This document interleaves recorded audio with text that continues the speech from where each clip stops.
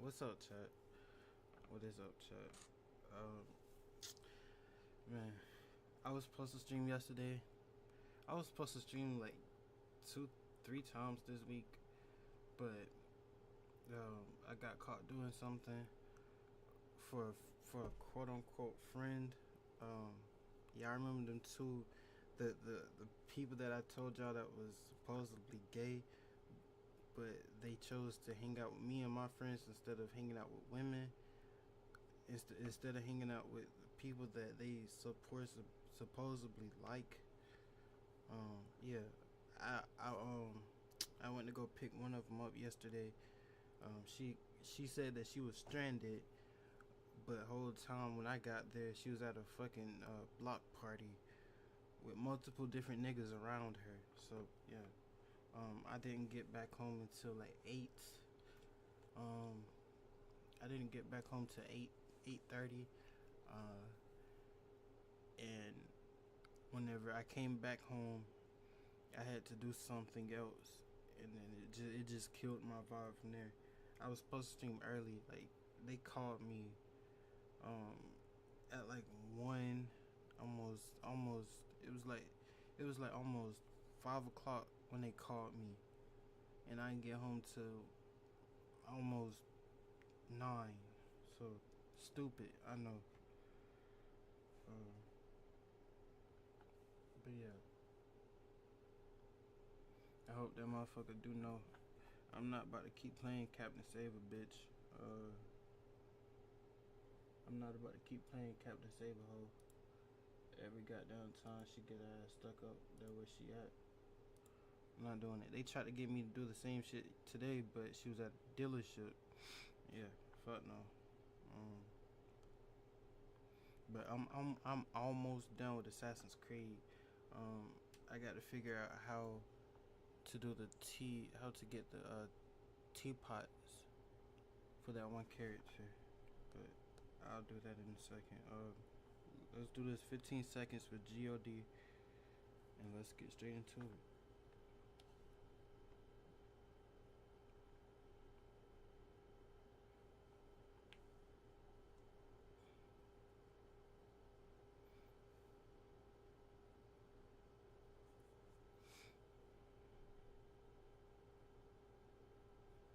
Man, but all right. Let me promote myself. Turn this down.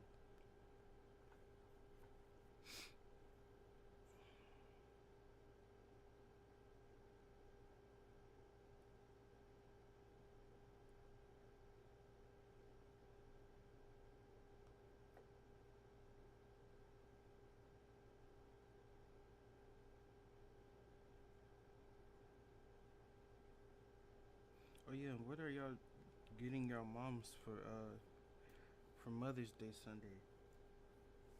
Me, I don't know. That's the one thing I forgot to ask my OG today. But my OG was tired as hell, so I ain't wanna keep him up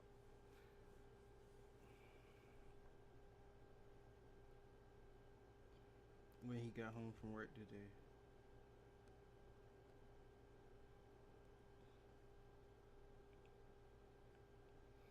Oh yeah, and damn, another thing. Congrats to my old high school friend from whenever I was managing for my local high school basketball team. Um, I just found out today that he recently got accepted into the University of Miami, which is his dream university. If you're watching this, I don't know if you are, but if you're watching this, congrats, bro. I appreciate you for being the real one, um, and taking up for me when people used to bully me in high school. Um, and it's all love this way. But yeah, I appreciate you. Keep killing it. Um, Wishing nothing but success for you and your family. Yeah, man. All right, hold on.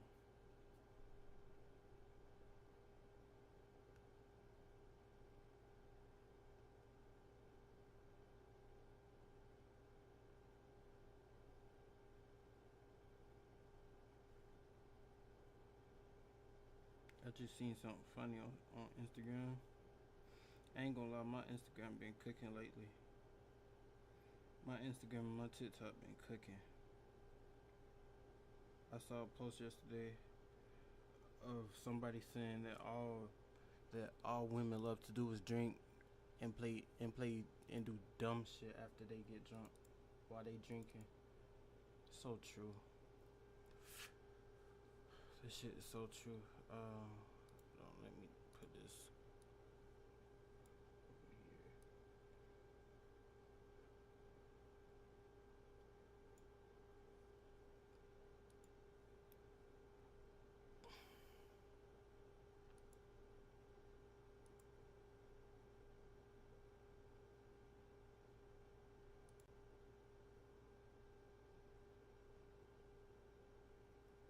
Is it Sessions Creek on load?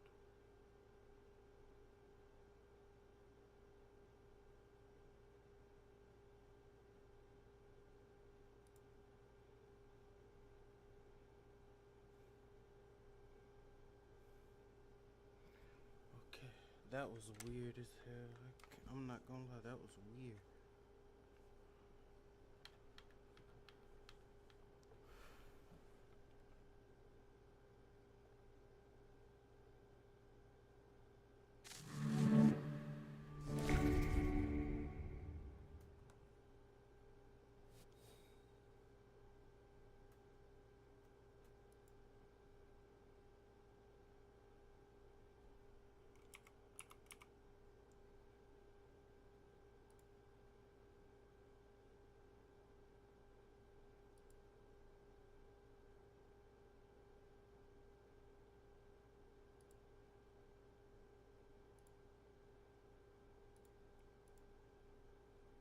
Here we go. I can't believe I'm almost done with this game. I don't know what else I'm gonna play.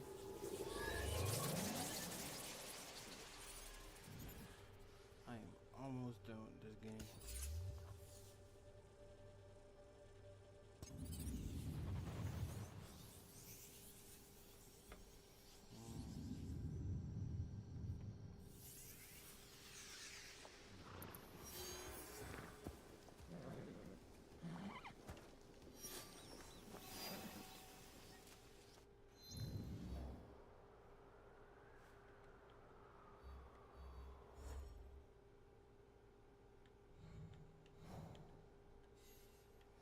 I could do that, or I could do this one.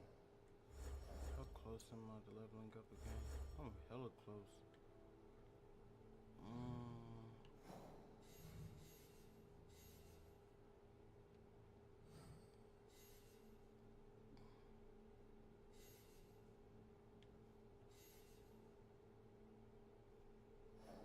I want to do this.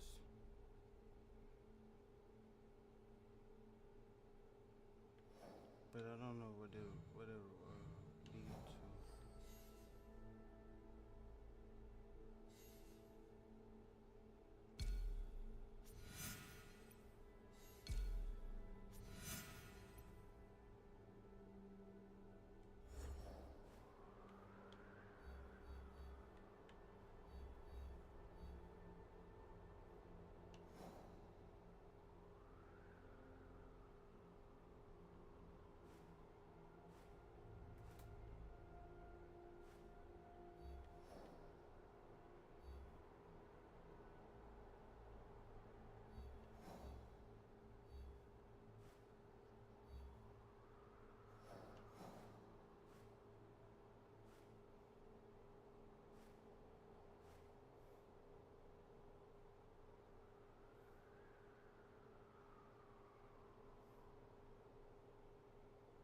West.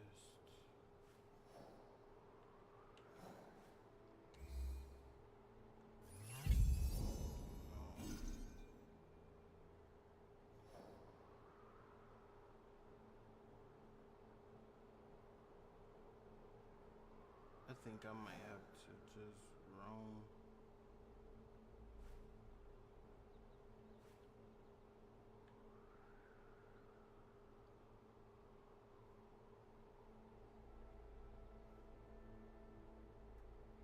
think, yeah, I'll do exactly what I did the last time.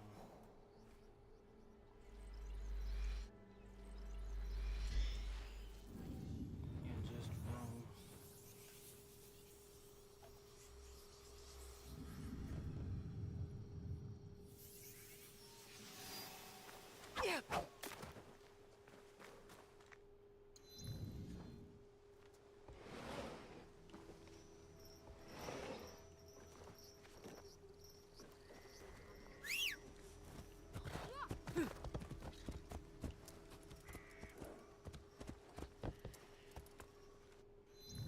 Alright, this is the west, so um,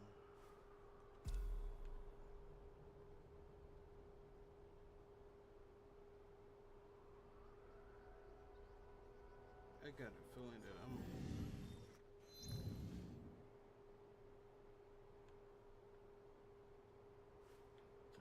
gonna be hella close to it so fast, but I don't know why I have this feeling. But we're gonna see.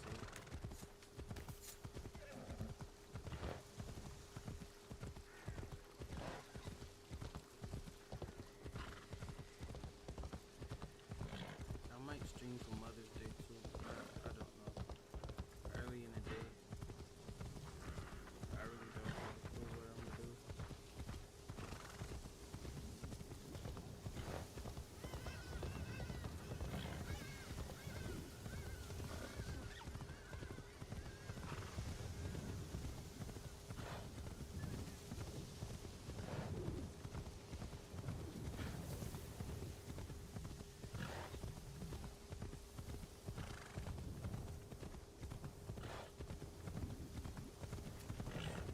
Or I could have possibly walked this distance.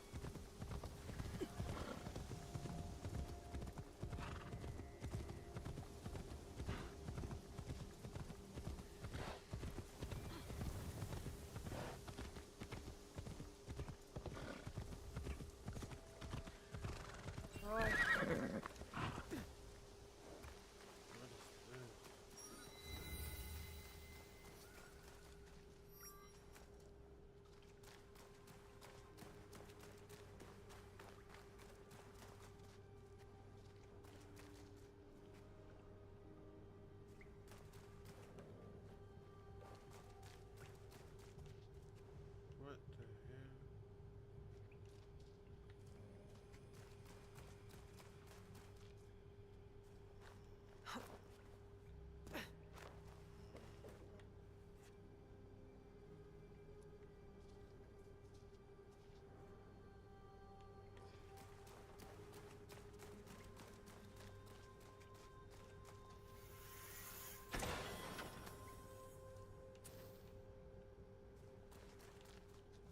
Is that a poison?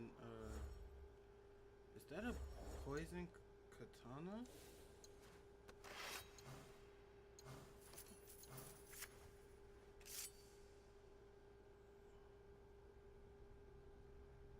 Oh, I thought that was a poison katana for a second. Alright. What's back here? Ain't shit back here.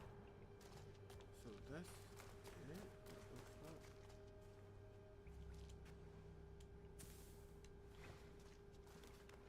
It has to be more back here, right?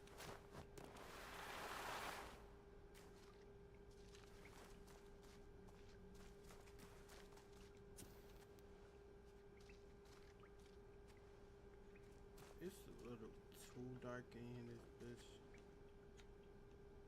I can't even lie.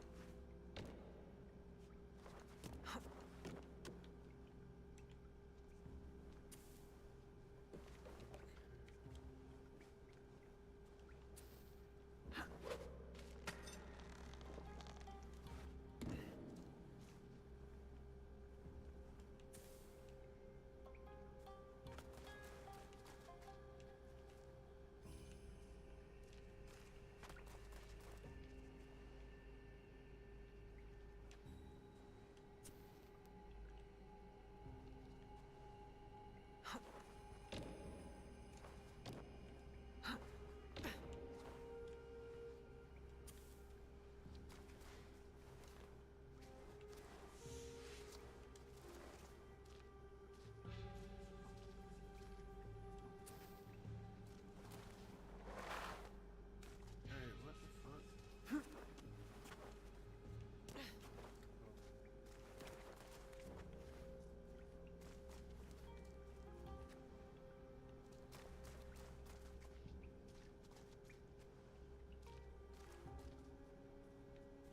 This shit low key kind of making me a nigga paranoid. I cannot count. This shit low key making me paranoid. Fuck, let's go. Ah.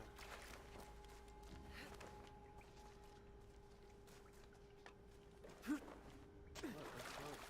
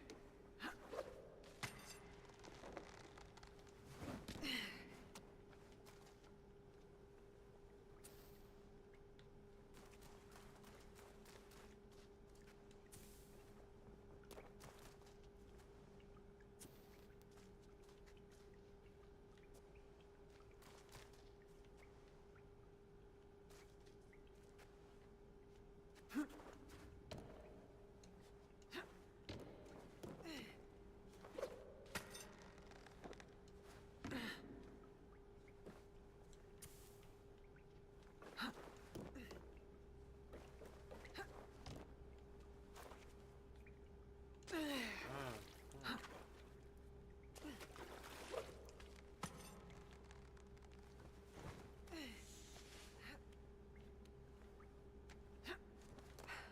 Hold on. I ain't gonna lie, I really wanted to go back, but I can't do that now.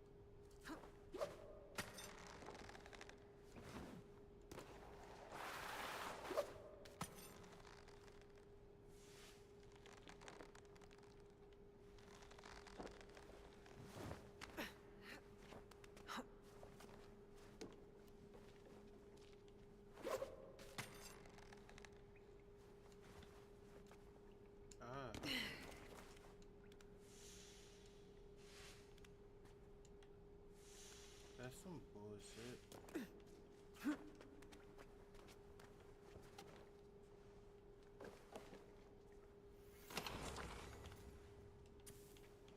I know I've seen a chest somewhere back in there. And I really want to go get it.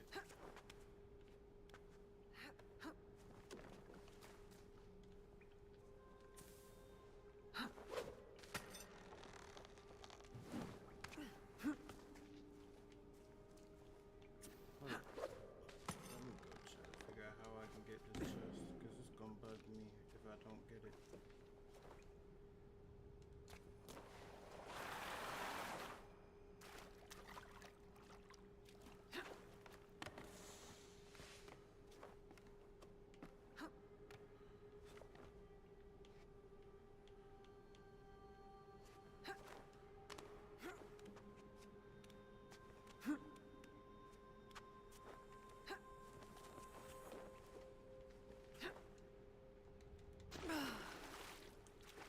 Chest is somewhere.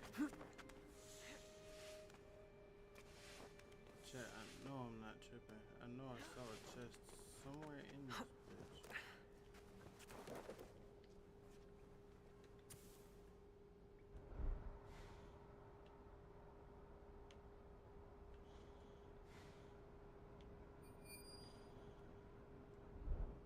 There's something over there too.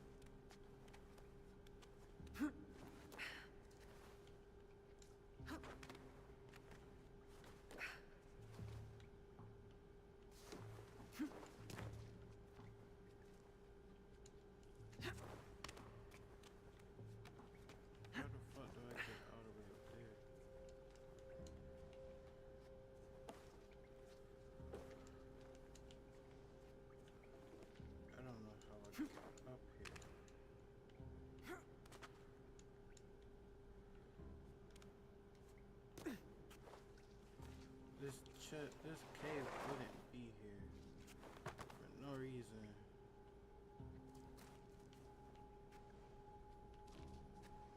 They didn't have it to where you can't climb this shit.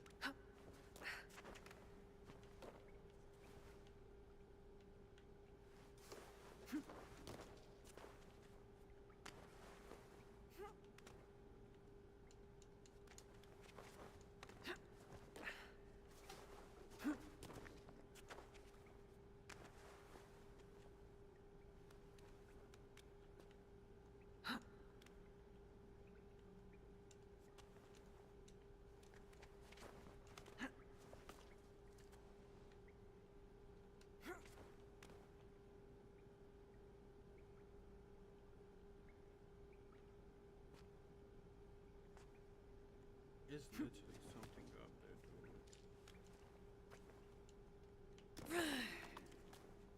What the fuck?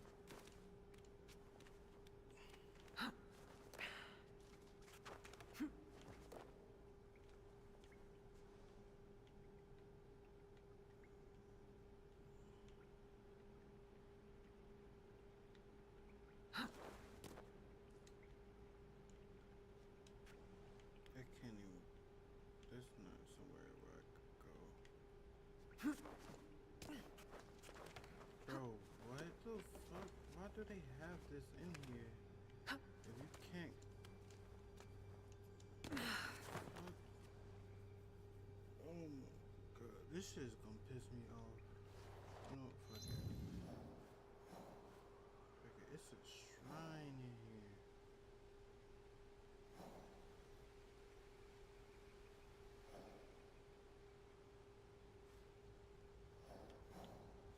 I don't got time for this shit.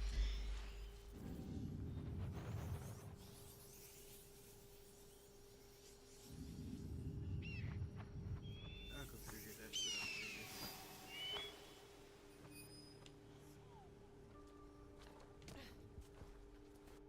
Damn, I sure don't feel like doing that either.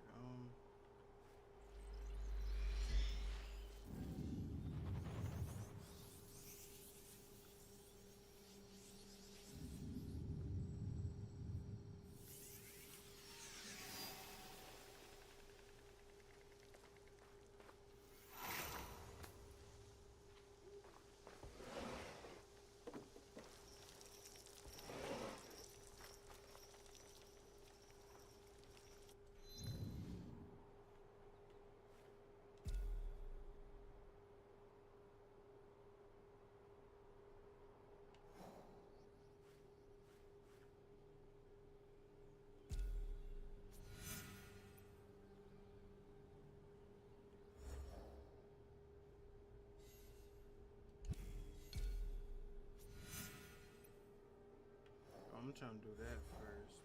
So he's right over there. So he's over there. I could go for him right now, but I'm not doing it.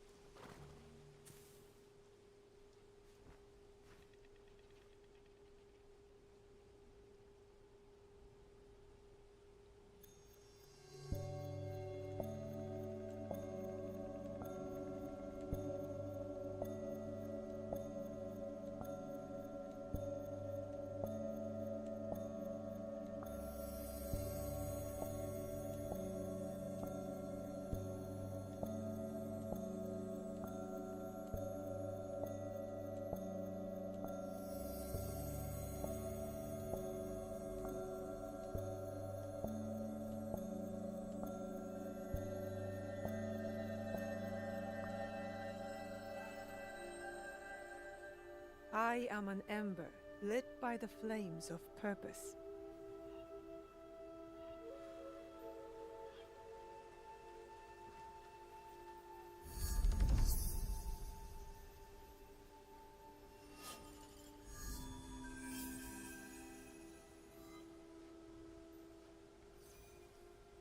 Okay, I've never heard her say that before.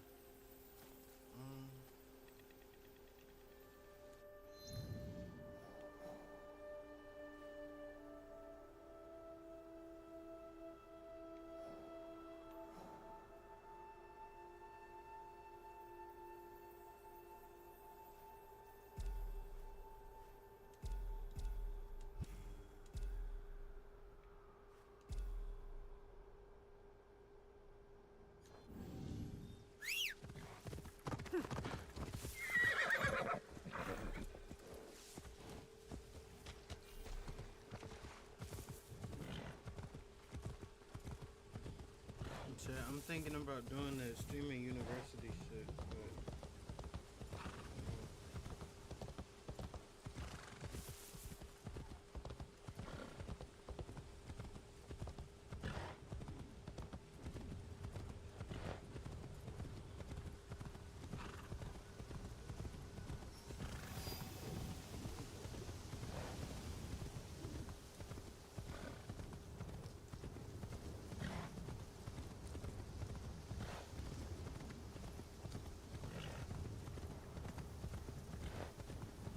where I was.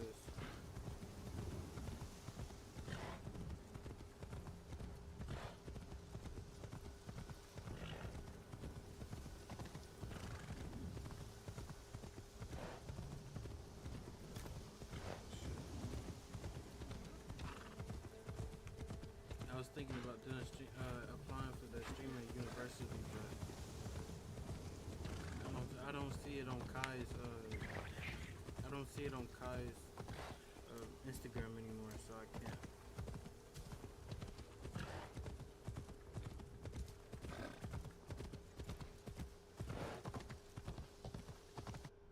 Which one am I going to first? Oh, I'm going to yellow.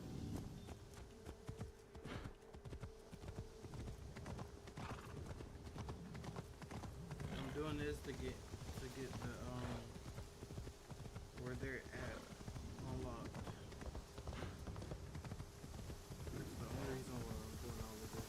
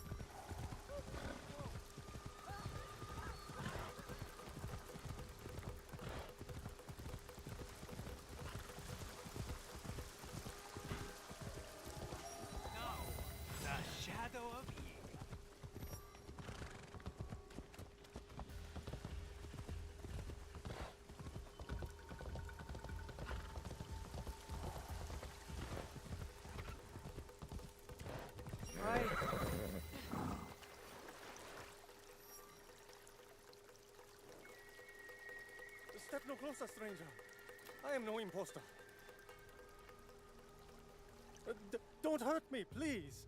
What? I wouldn't hurt you. I am Genpaku, a true Yamabushi. You have not seen them then, the impostors. What do you mean, them? Suddenly, rumors of murderous monks are everywhere. True Yamabushi are ascetic wanderers. We shirk earthly pleasures to connect deeply with nature. It is our practice. Accomplished Yamabushi exorcise evil spirits.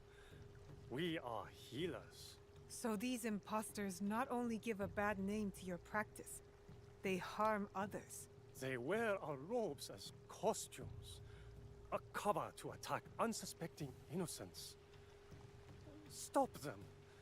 Bring peace to our mountains again. I'll hunt down these imposters, Genpaku. Your mountains will be peaceful again. Thank you. These men cannot be allowed to spread harm and suffering under the guise of Yamabushi.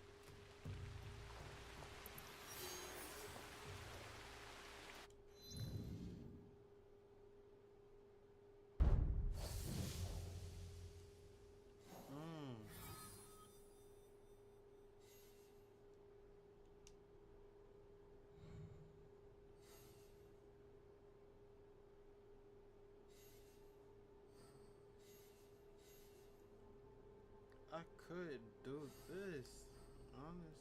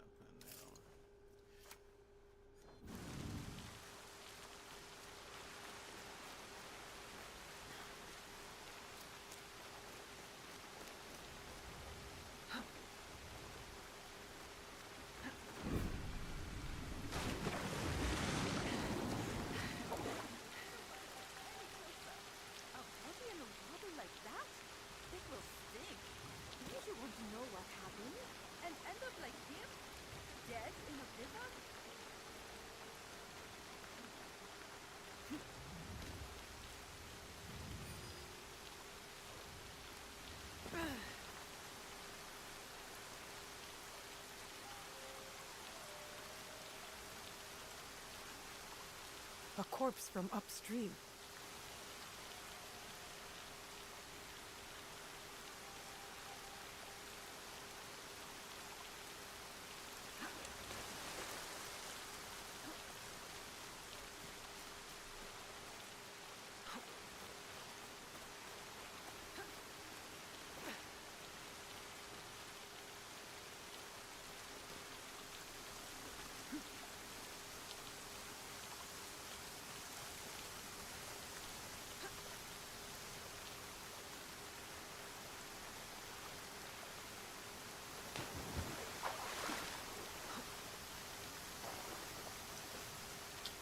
Why am I doing it? You know what?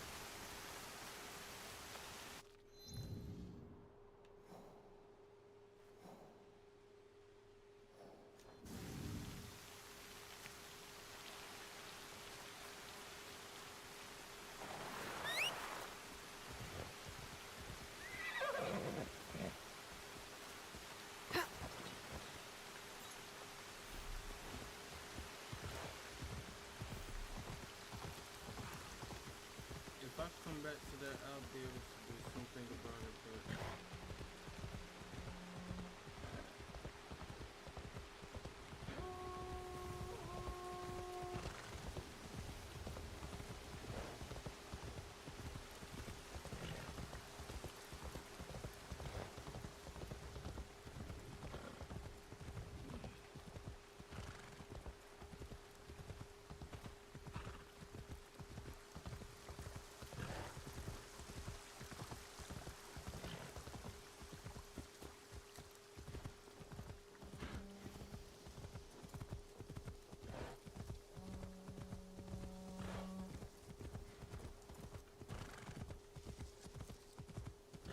shit sound like a boat horn, chat.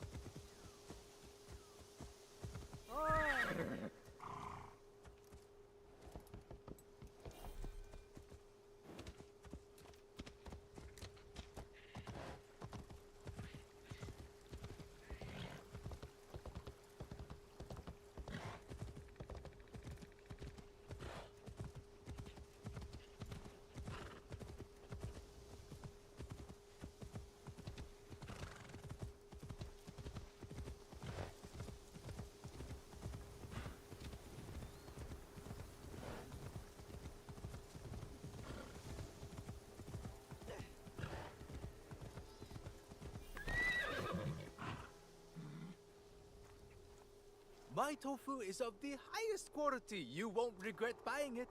One of my favorites. Hong might not notice if I take a bite. I wonder is that doing that other one?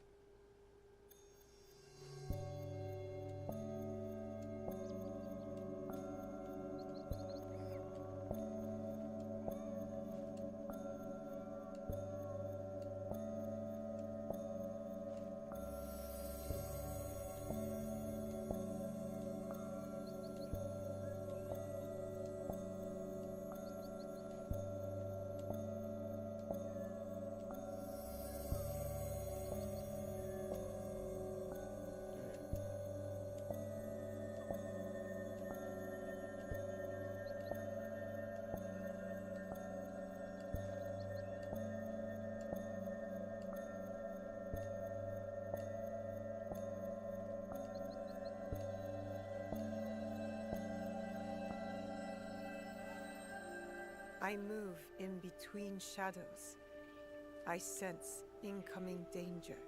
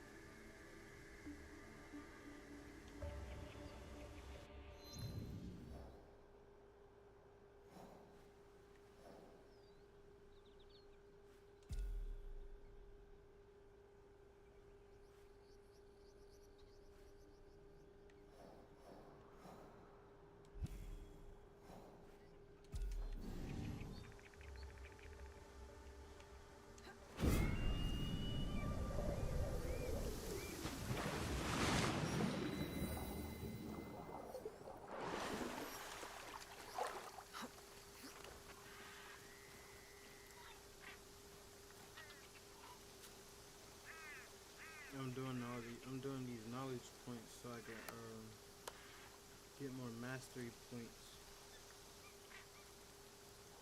Or another branch unlocked.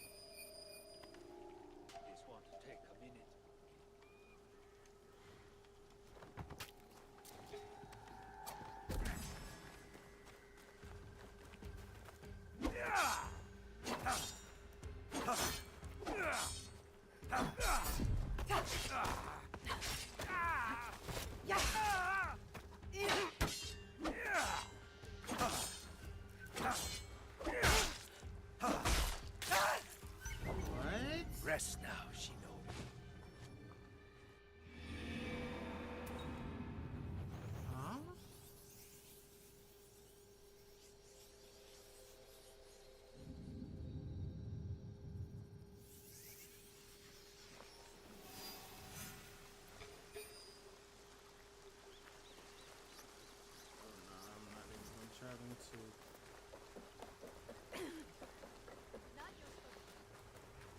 But I would have tried this one card over here though.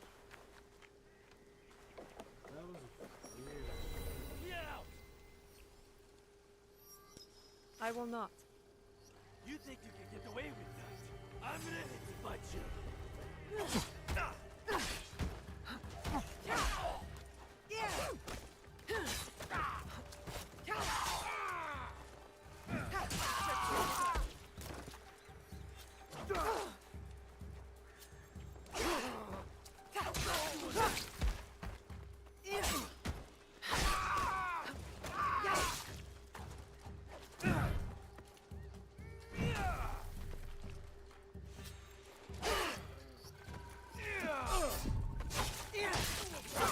More difficult.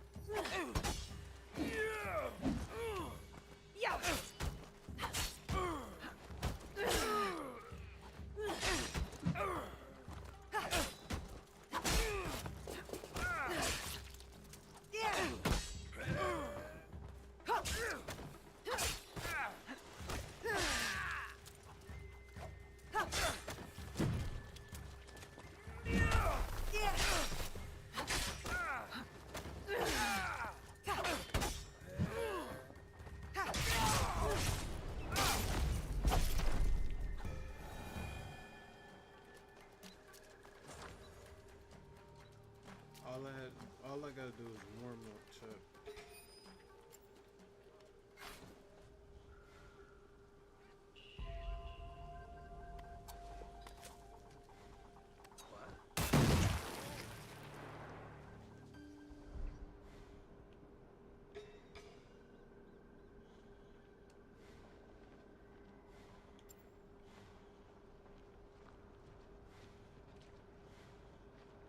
This kill is fresh.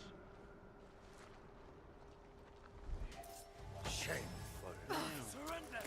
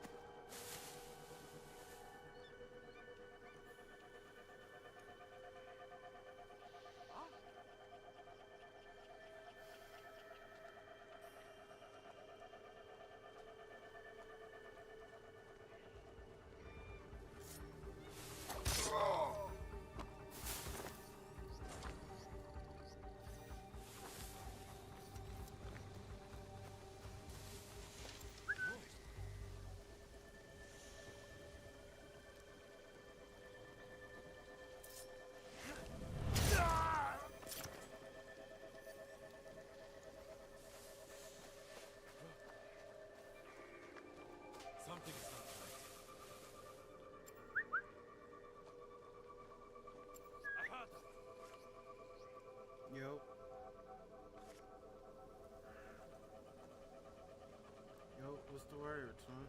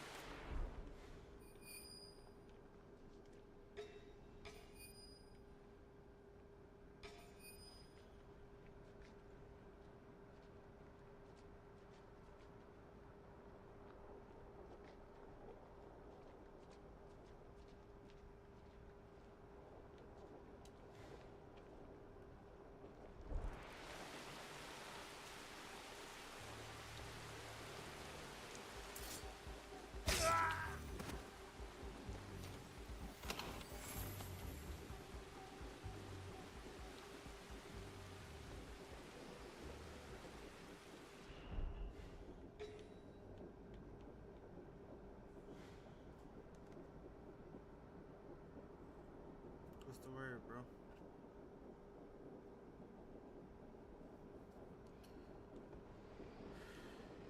I said I was gonna do this shit, but ended up doing that. You know, that's some bullshit. I know where this person is too. I just wanted to talk to the guard, but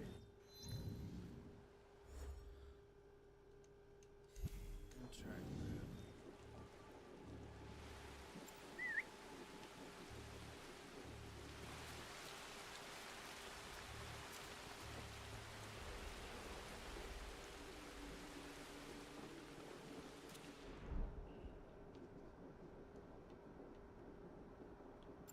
Something there!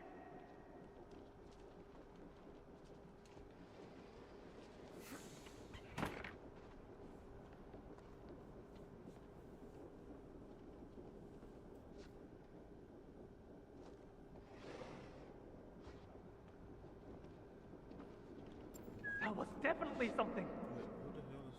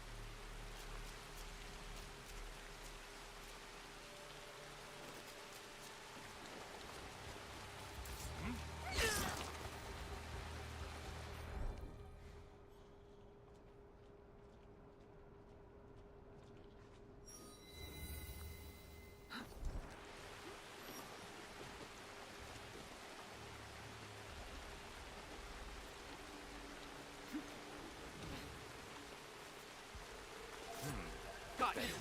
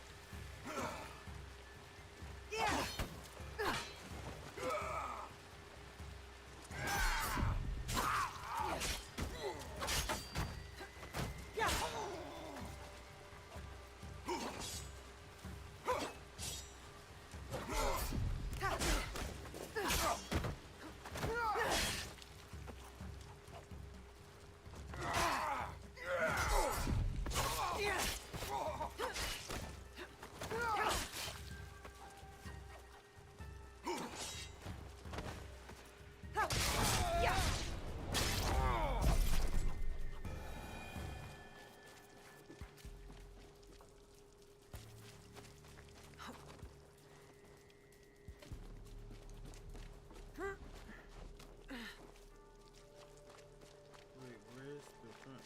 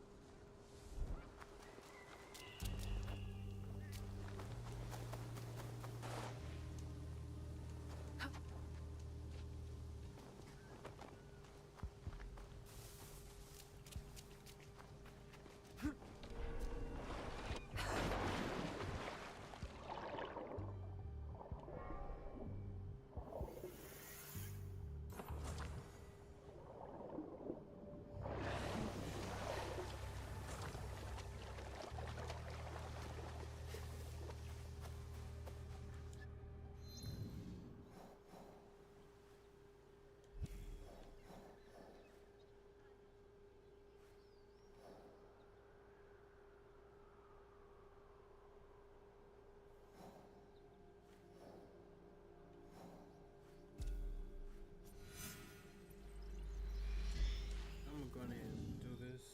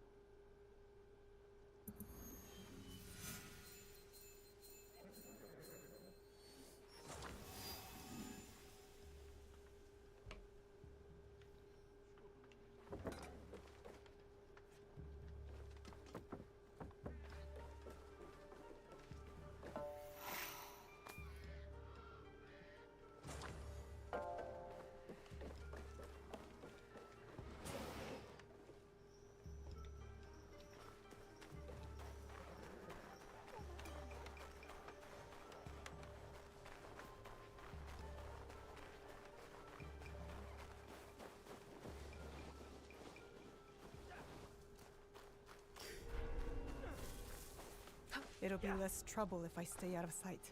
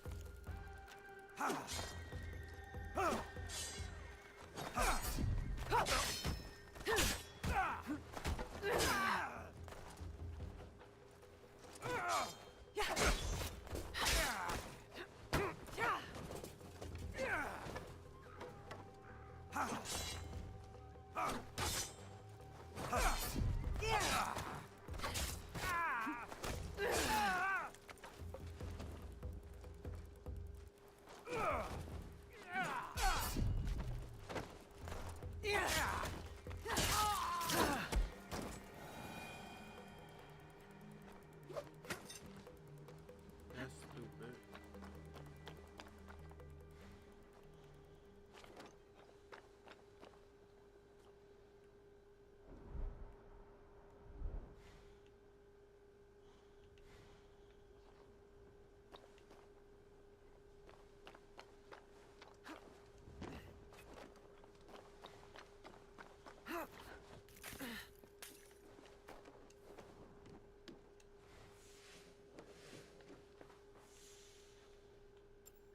Strange sound.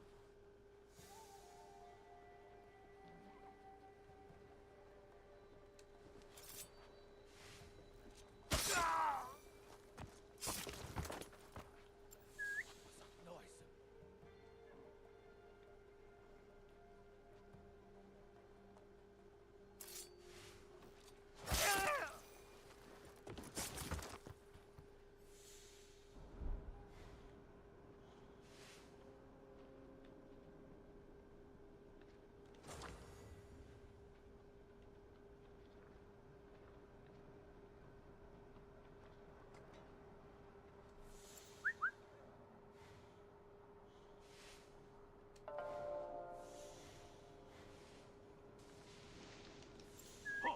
Who's there?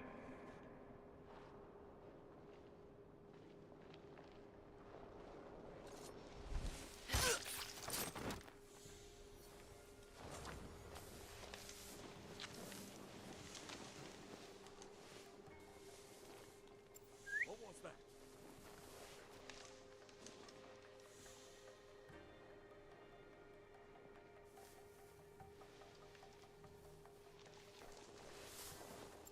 I heard something.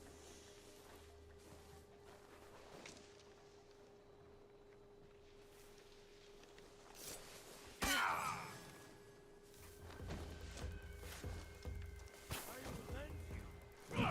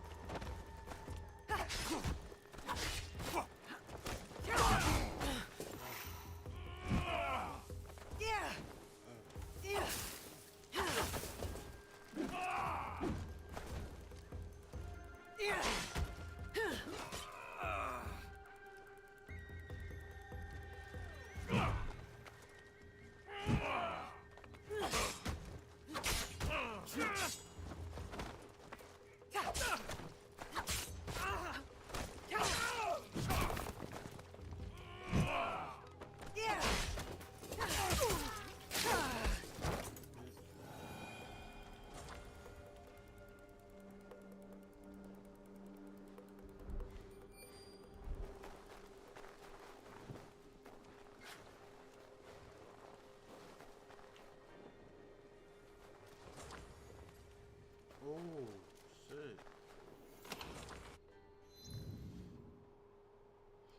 Shit, what's the word, bro?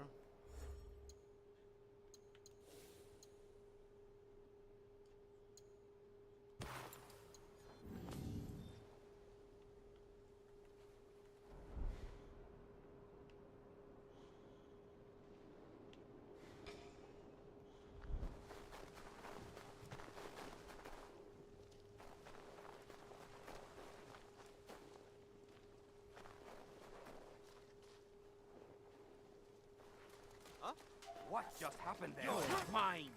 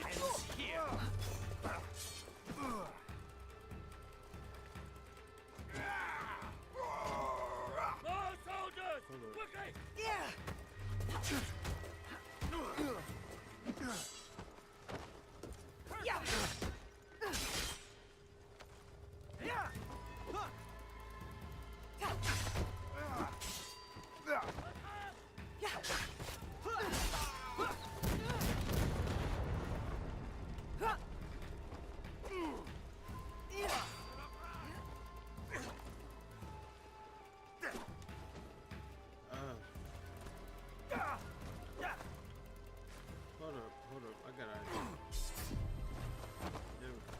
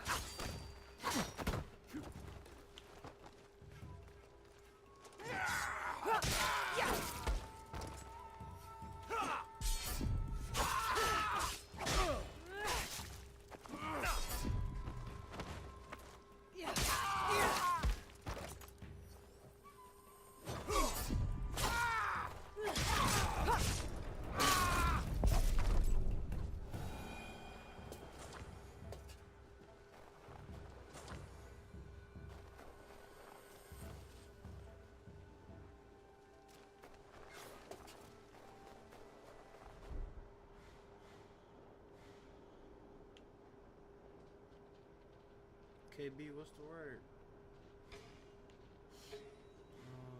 Where is this? Oh, this nigga's over here.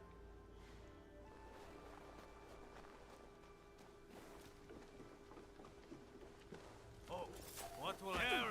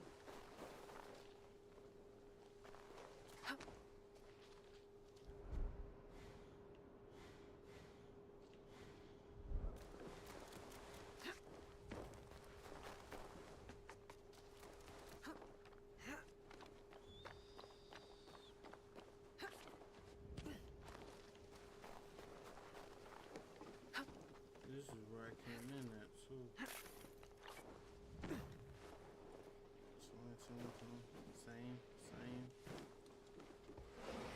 I was bored as hell. I got tired of playing Captain Save a Bitch, so I had to stream today. Bro, how about they tried to get me to go back where I went yesterday. And tell me why. Tell me why. When my friend said that she was stuck in like an hour or two away from my house, right? In a town that's like 2 hours away. Bro, tell me why when I pulled up, bro. Tell me why she was at a whole ass block party. Surrounded by a whole bunch of niggas.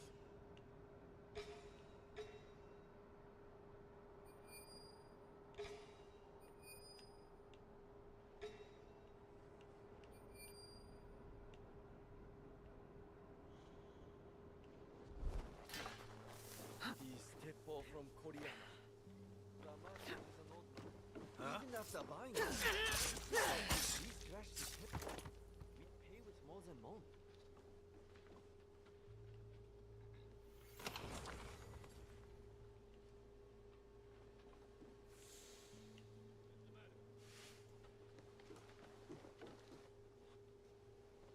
Hold up, I got up for it. Damn. Did you hear that?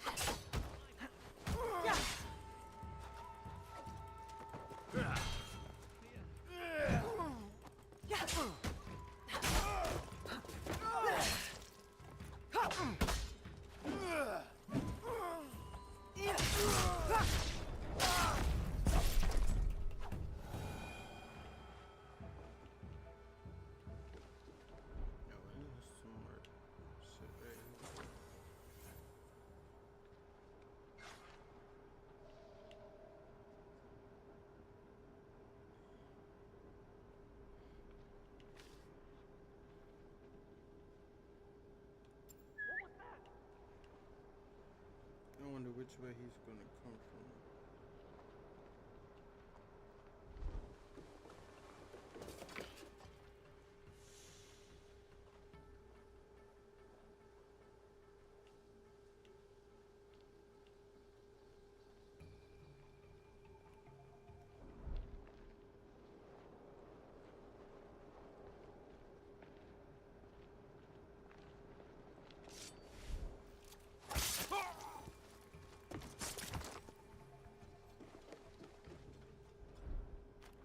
A sound.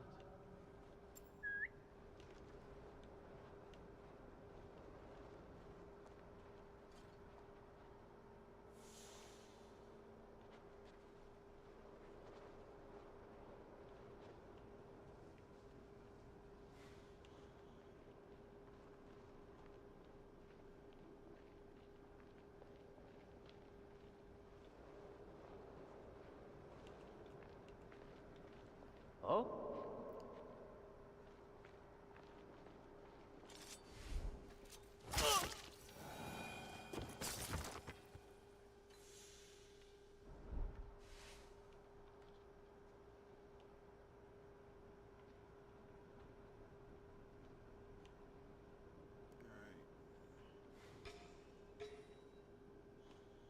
So how am I gonna get these two people?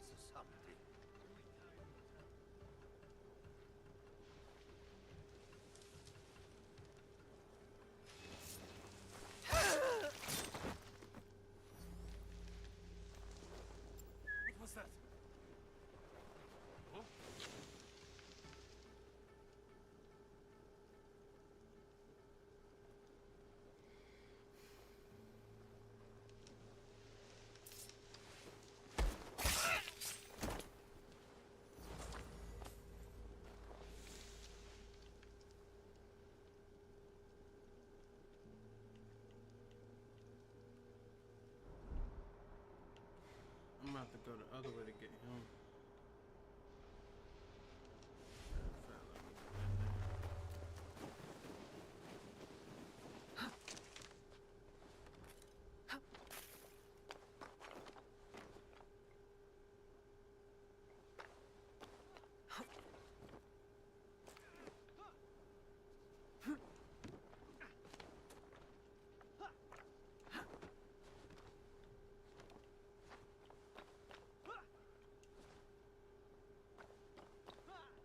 Damn, chat, it's hella niggas over here.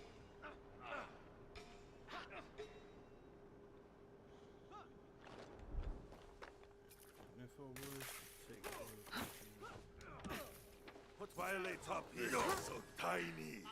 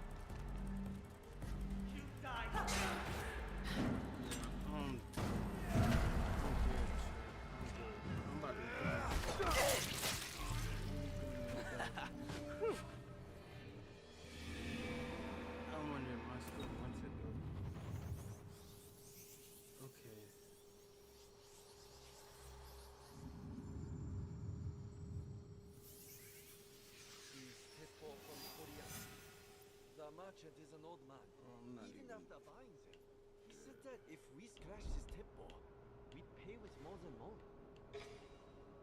Where is the objective now? Oh, the objective is in there. Okay.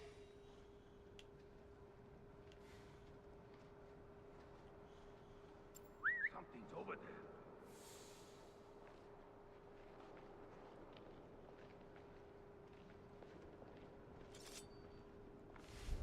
Show me what this time. Bro, what the fuck?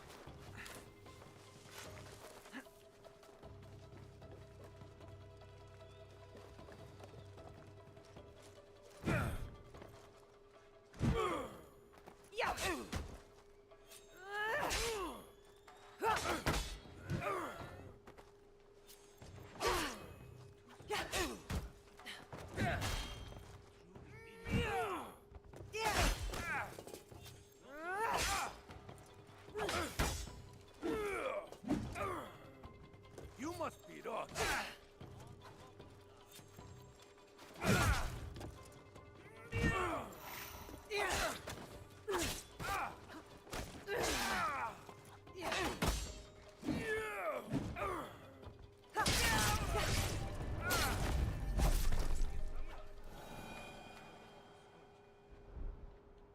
My ears are sharp.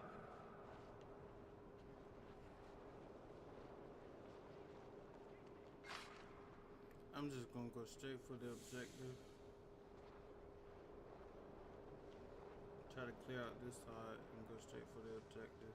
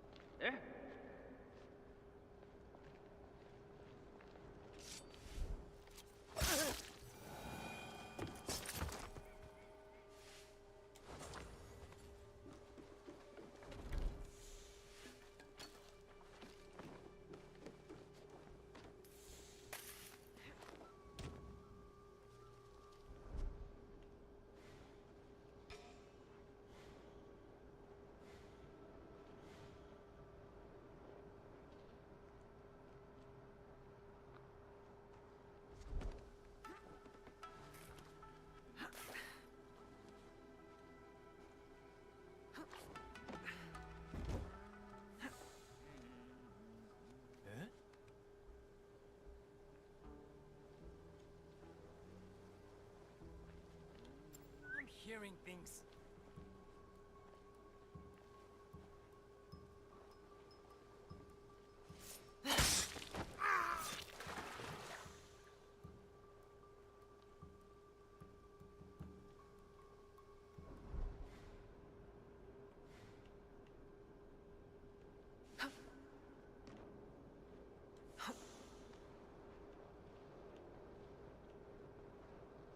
What was that?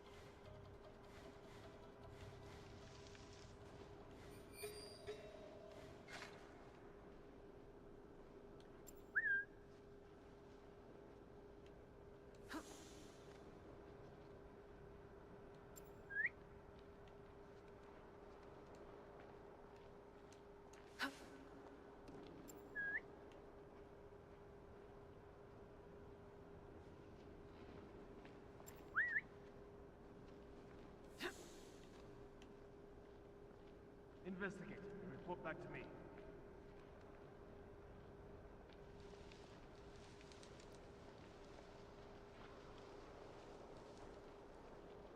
Huh?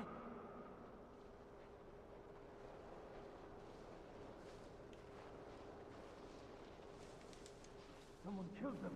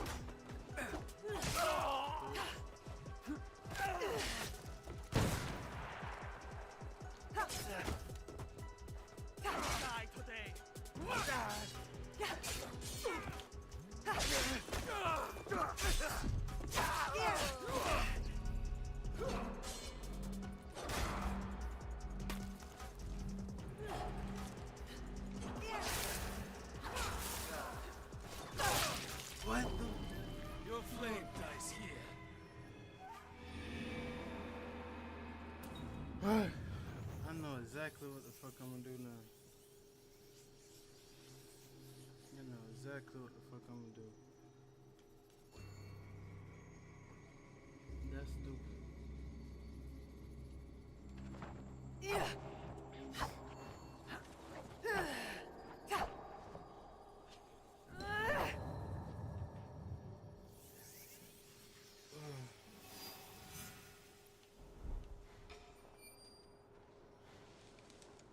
I got to figure out how.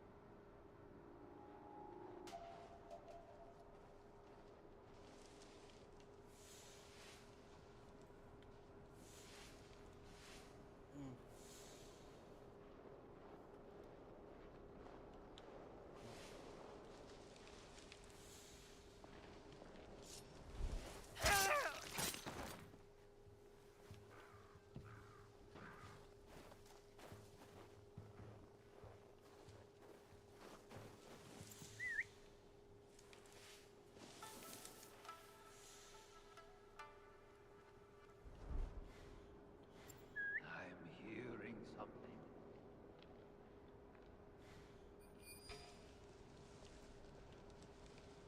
Oh?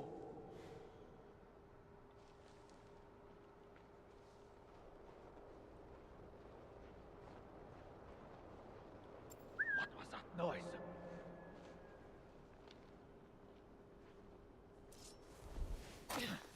Almost.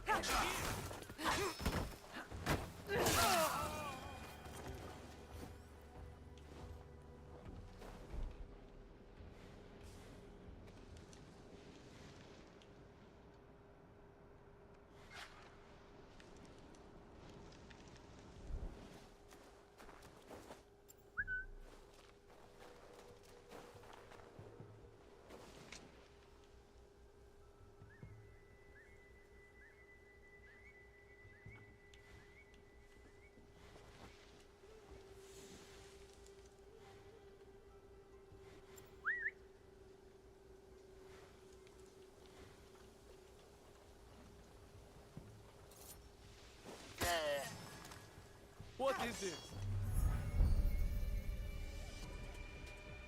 Do you know who I am?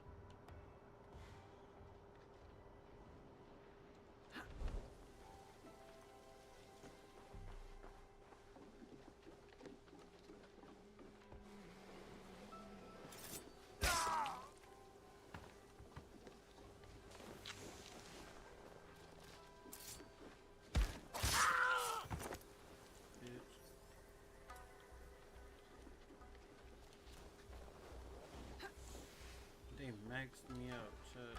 That was crazy.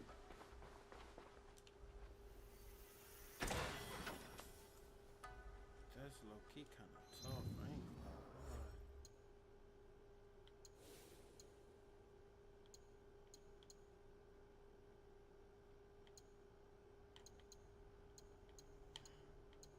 I like the assassin look better.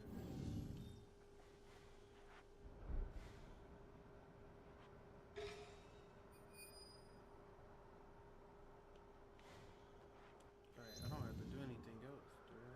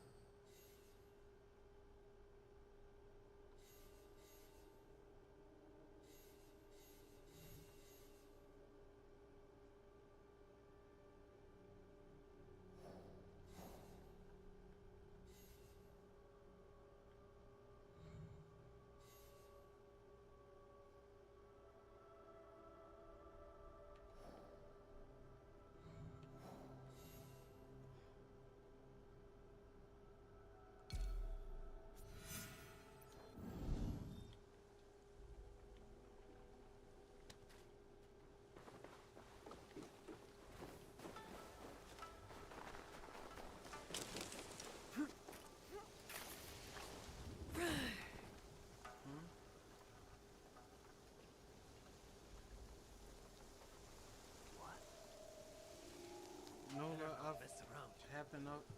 happened to what? You talking about? If you talking about yesterday, hell yeah.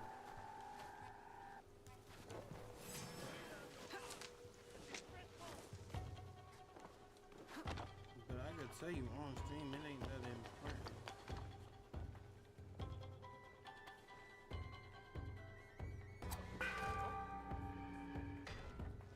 Oh, I could throw something at that shit? Bitch. I didn't know that.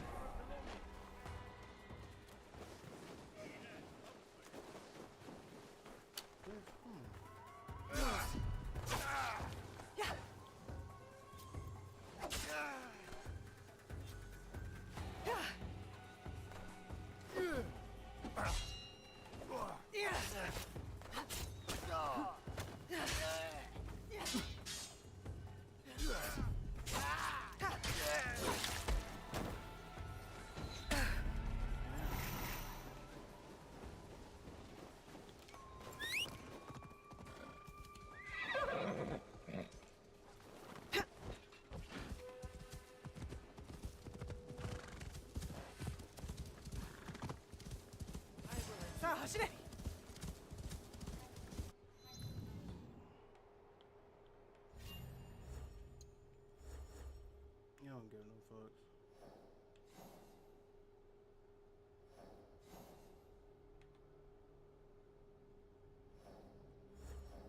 Let me fast travel. Damn. So you can't fast travel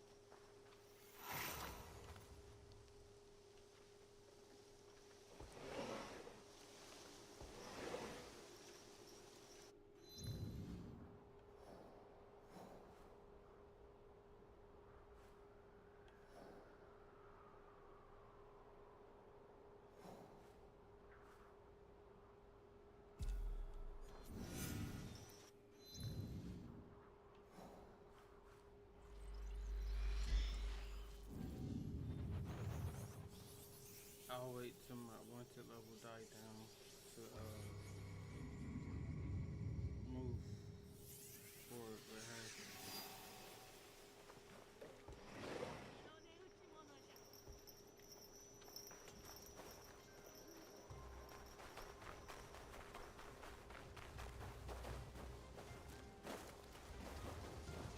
I'm sure it's not.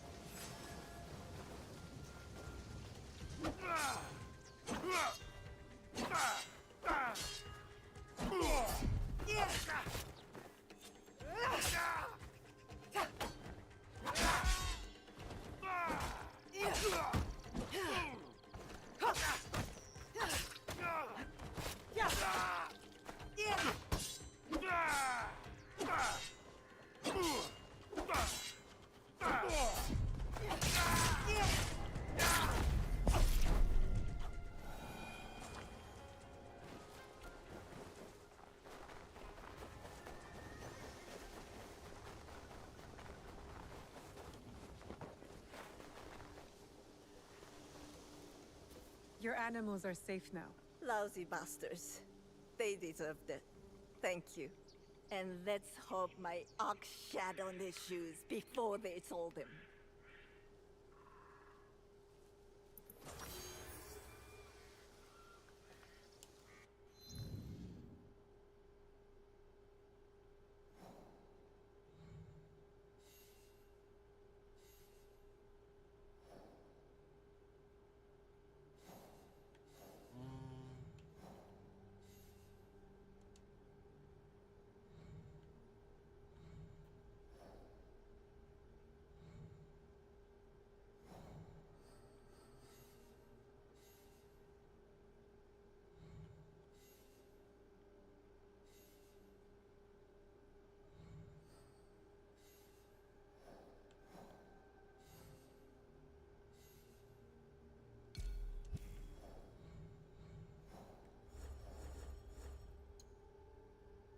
I need one more level, chat, but I really want to do this last objective.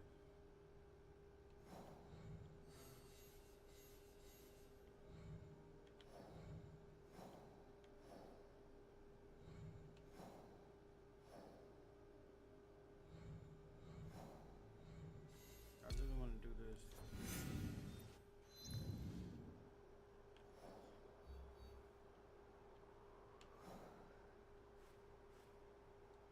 And I have to do this yesterday.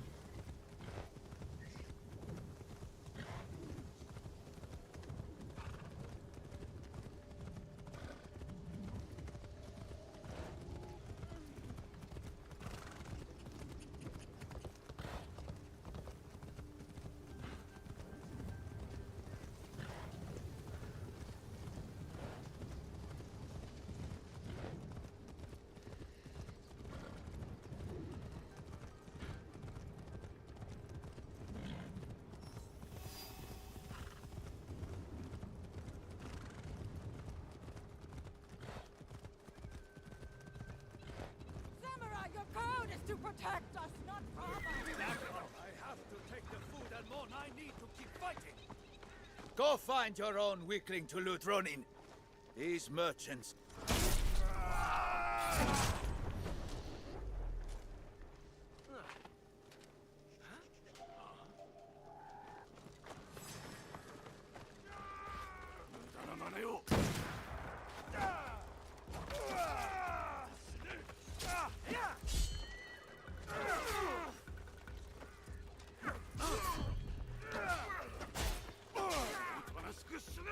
I'll see you bleed.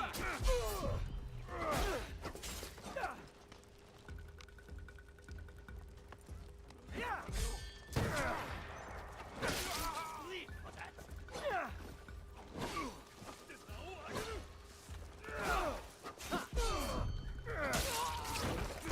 For my honor!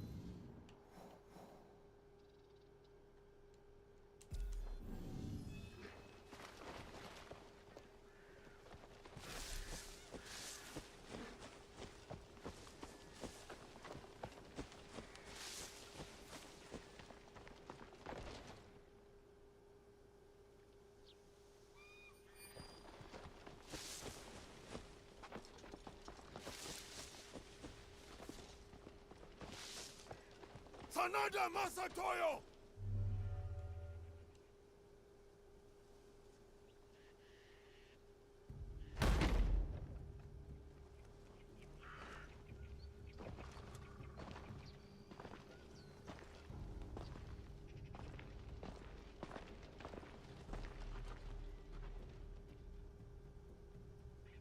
Masatoyo!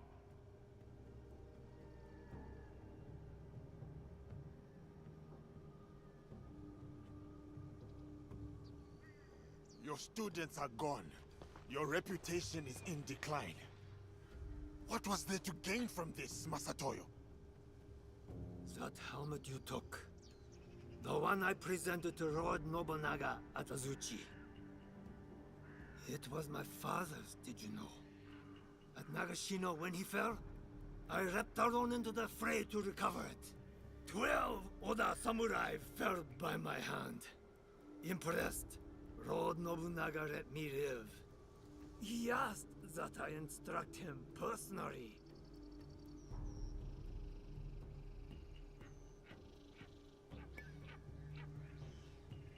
You are no warrior, just a common murderer. Enough of your bygone glories. My glory has not faded, nor has it been forgotten.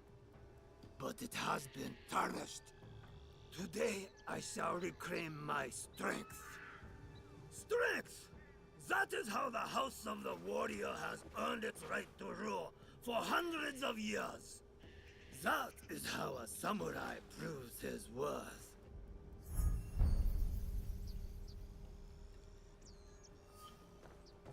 As tradition tradition and the old ways would have it. Not the softness of Kami Izumi Nobutsuna's teachings. So it was all for this? To settle a feud you had already lost? No, Yasuke. It was to draw you out.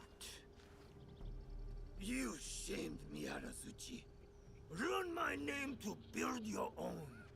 When I kill you, I will prove you have no place in this land. And then the strength of my teaching will be undoubted. You will try, and you will fail a second time.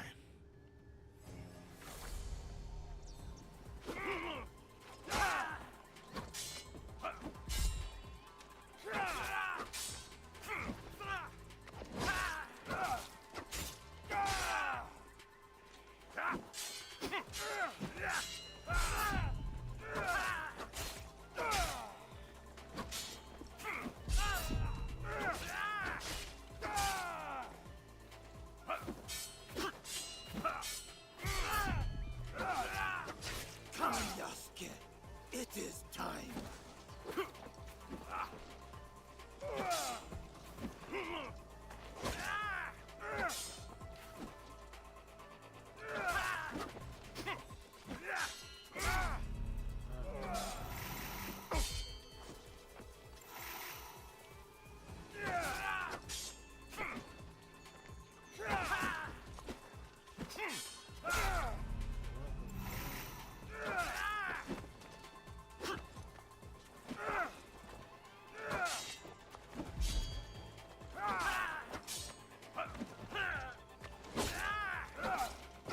Strength, Outlander.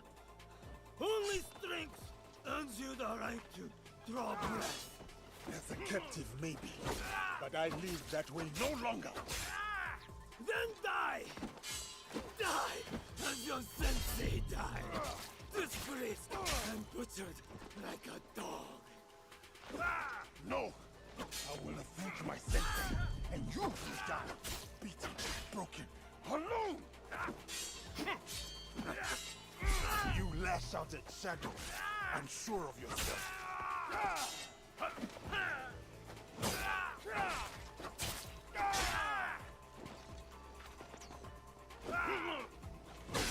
You are afraid.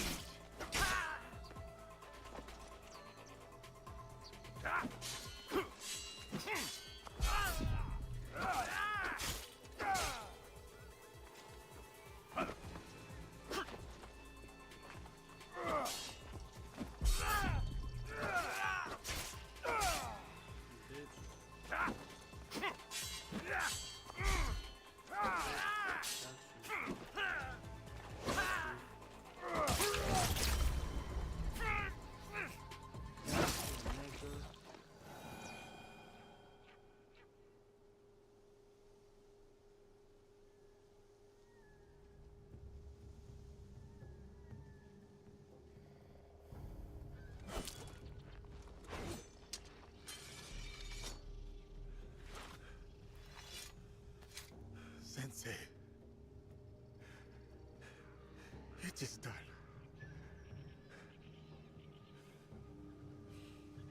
May your spirit rest easy.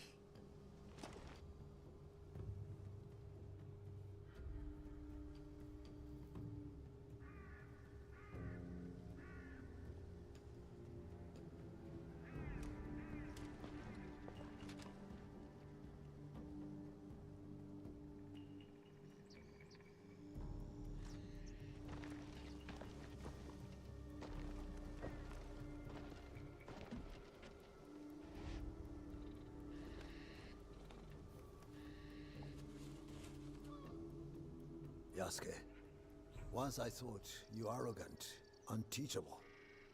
But it seems it was I who still had much to learn. For you have striven and you have overcome. And in your honor, we will raise a cup. But just one. Come by, Sensei. I name you Master of the Blade that takes life and gives it. champion of my sword school. You have walked the way of the sword and proven mastery. I speak not only of victory, but of virtue. Benevolence, righteousness, courtesy, wisdom, integrity, and courage. To fight on, even when afraid.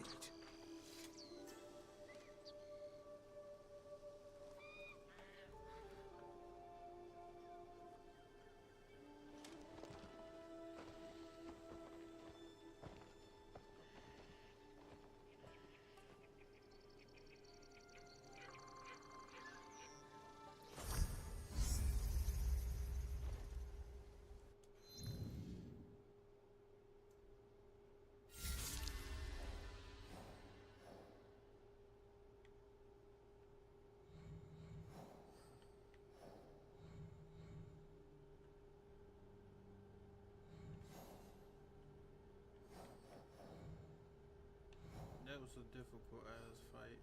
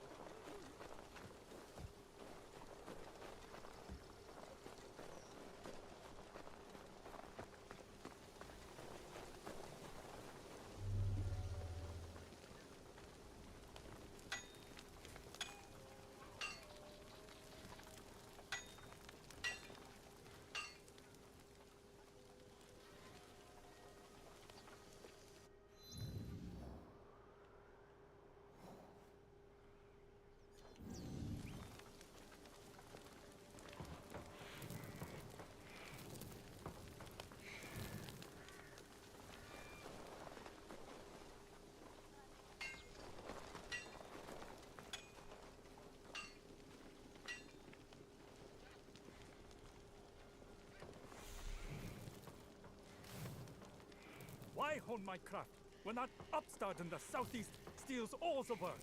What is done is done. We lost the lying Akiyama Shugodai's contract. We'll have to find new business if we want to make a living. You deserve the contract, sir. But it's best to avoid your rival's strange friends. That blacksmith sounds too well connected. I should investigate.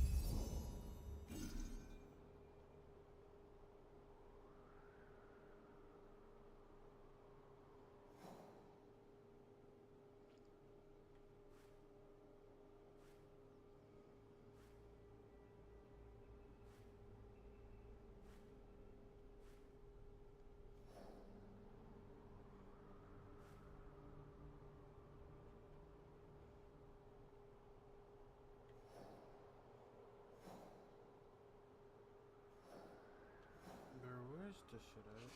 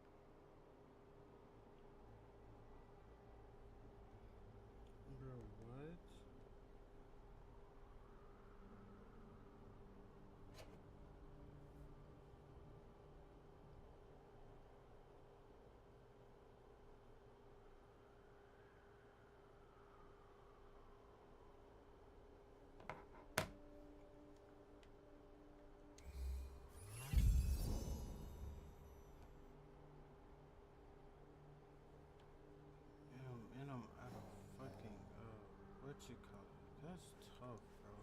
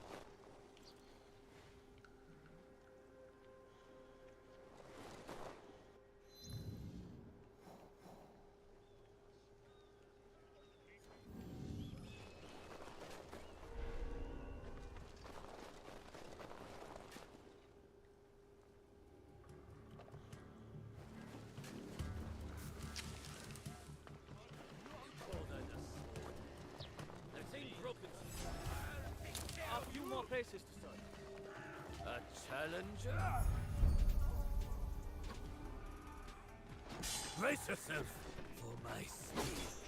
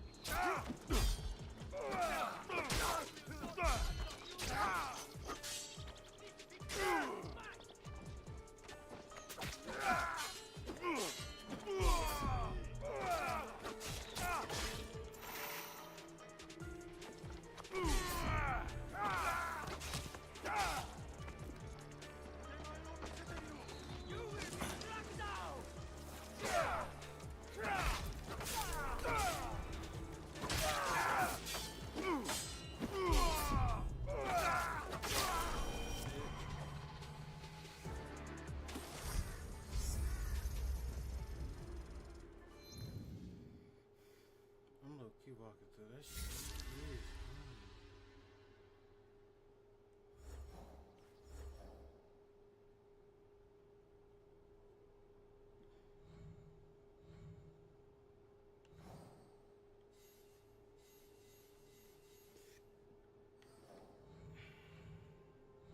I should return to the Miko.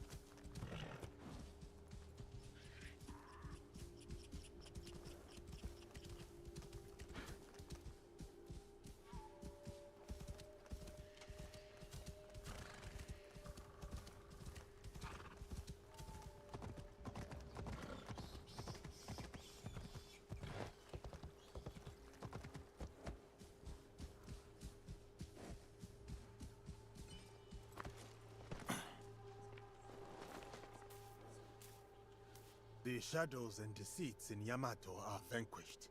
You bring peace to us. Thank you. Please, the gift. Something to remember him by. Gift or no gift, I will not soon forget him. Nor will we forget your deeds here in Yamato. Again, thank you.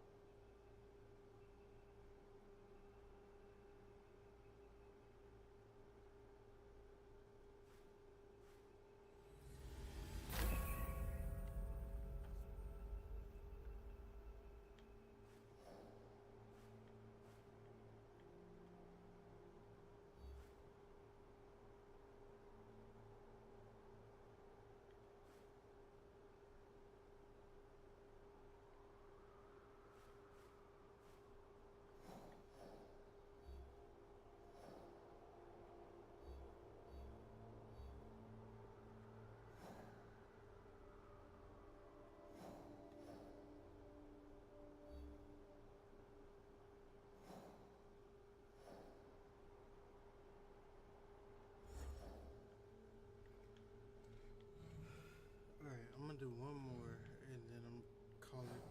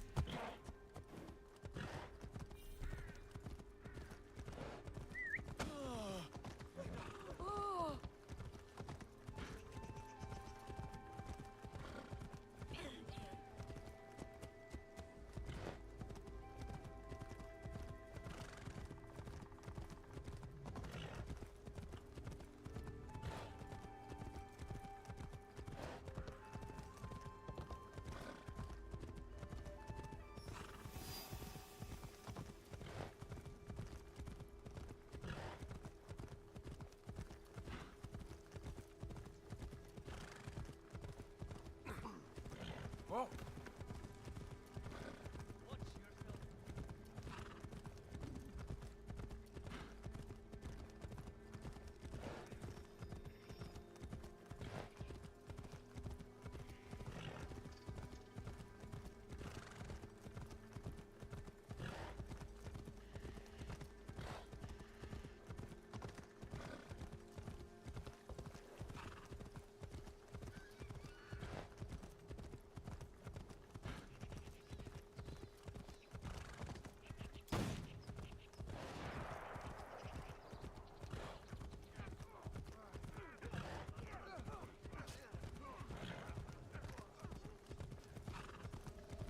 Better make sure nothing's amiss.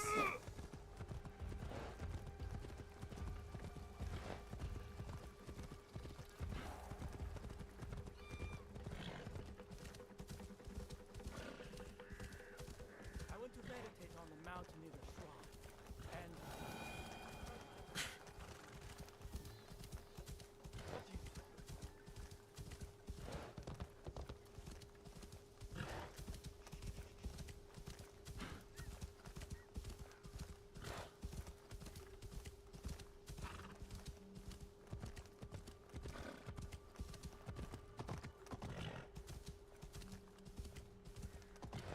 While my senses remain impure, I will not enter the world until I achieve ultimate understanding. I will seek no other learning.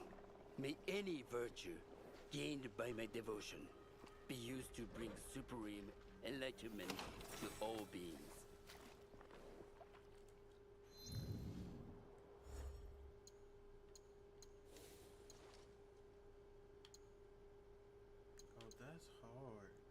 That's tough, chat. I ain't gonna lie.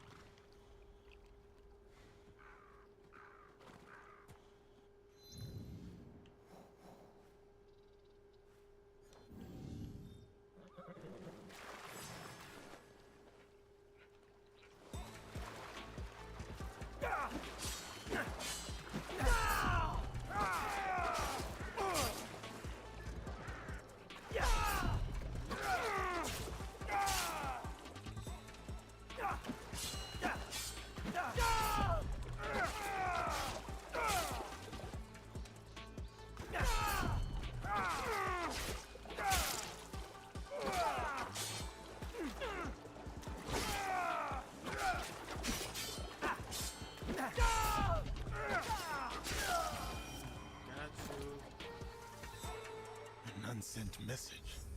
These read like a soldier's report to a superior, but not on any conceivable mission, that is certain. And these slash marks at the bottom, counting kills of innocents like it were sport.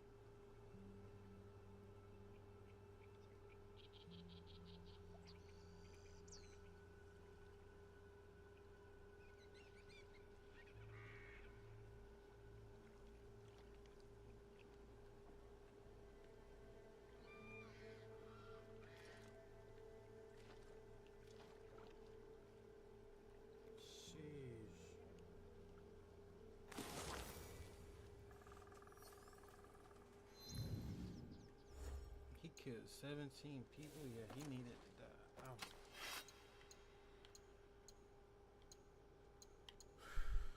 I just got this one. I'm gonna use this one for a bit.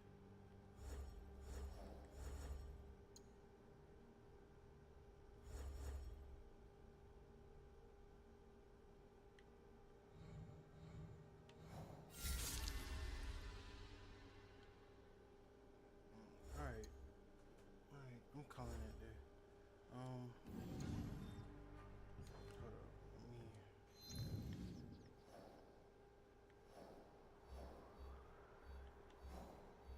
I hope my wanted level could go right now,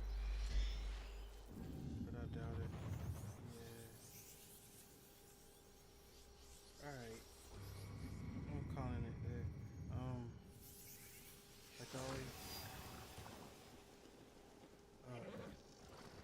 Like I always say, keep God first. You know, I'm calling it gaming wise there. I'm not in the stream yet.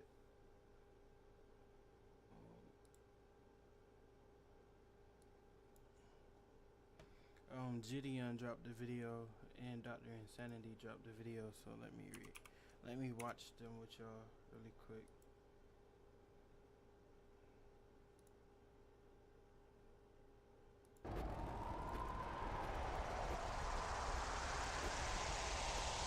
Meet Austin, a 28-year-old man that still works at a pizza shop. But sadly, today's altercation wasn't just with Austin, because we also got into it with his family, especially his father. You see, Austin's dad is a pillar in the community, and he wasn't too pleased with the fact that we caught his son sending them glizzy pics to places that they shouldn't go.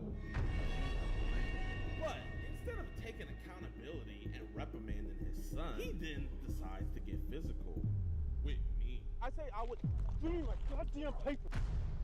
Be sure to sit back, relax, and enjoy today's very drama-felt telenovela episode of hold on. EP Watch.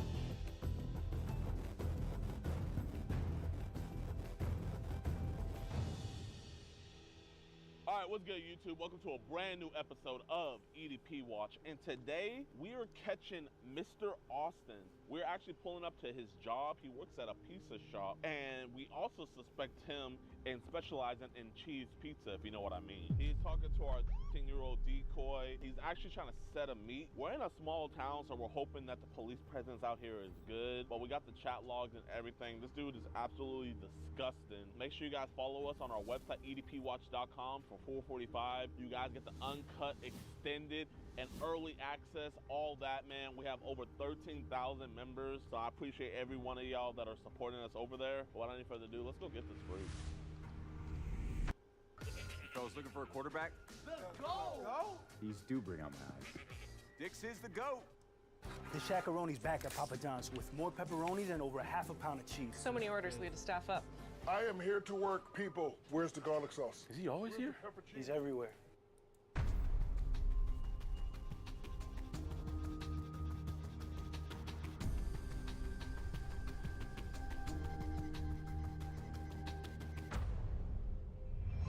Is Austin working today? I got a package for him. Austin? Yeah. He's not working today? No. Jeffrey doesn't work until this weekend. You know, I can find him to drop this off at, because I got a bunch of others to drop off today. Oh, he got served. He was actually just here because they got his car. I mean, we can hold on to it for you. Yeah. No. Like I said, I don't know what's in it. I just got to drop it off. By any chance, you know, you guys don't got to give me his number, but y'all think y'all can call him real quick? I don't know how close y'all are to him. I can call him. Oh, I appreciate that. There is somebody up here. Not him, not this the lady off of Wizards, that one Disney Channel show with Selena Gomez, right? Ain't no way. Got a package for you. Hey, Austin, how you doing, my man? I got this package here for you, man. I don't know what it is. All I know is that you just got to sign for it. I mean, I don't know if you would want me to meet you at your place. It's just a yellow envelope. All right, my man. I'm gonna come drop this off to you. I'm already off the schedule. Sorry for bothering you, big dog. Y'all be safe. Hey, I'm coming back here. This piece smells good. 26 minutes out. Sounds like he's with his dad, so that's good.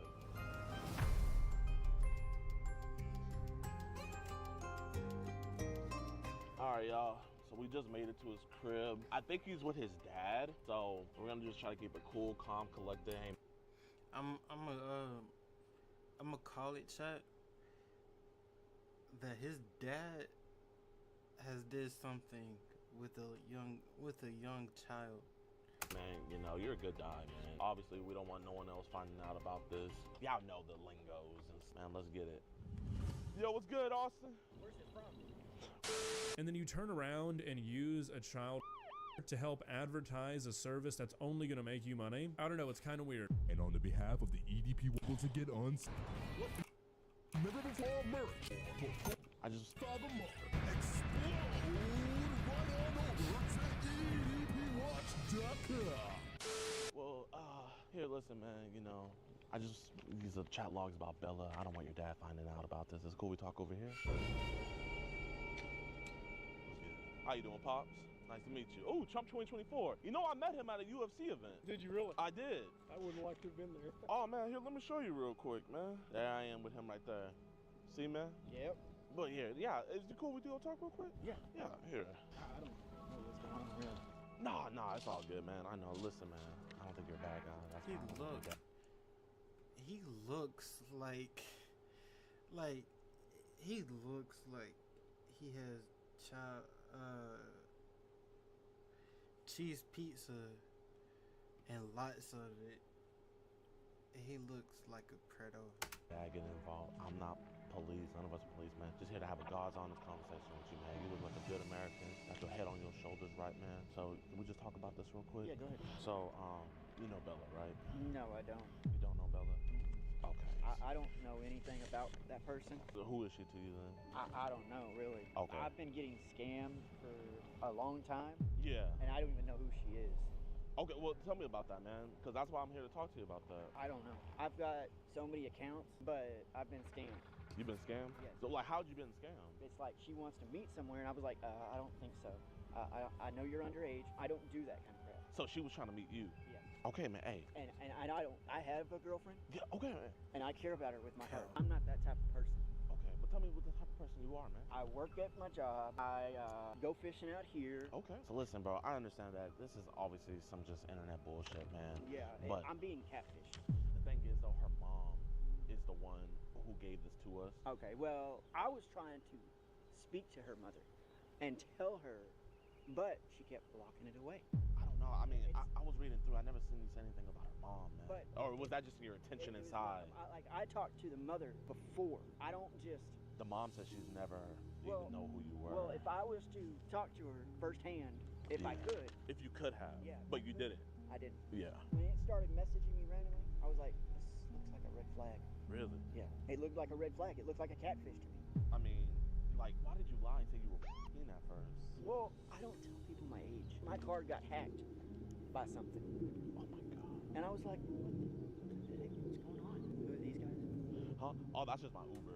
It's just you and me right now. You know what I mean? Listen, I know your side of the story is probably the right side of the story. So that's why I'm here to talk to the source. You know what I mean? I blocked her on Facebook because it just randomly accepted my friend request. And I was like, I don't want nothing part of this. I don't want nothing to do with anything. Yeah.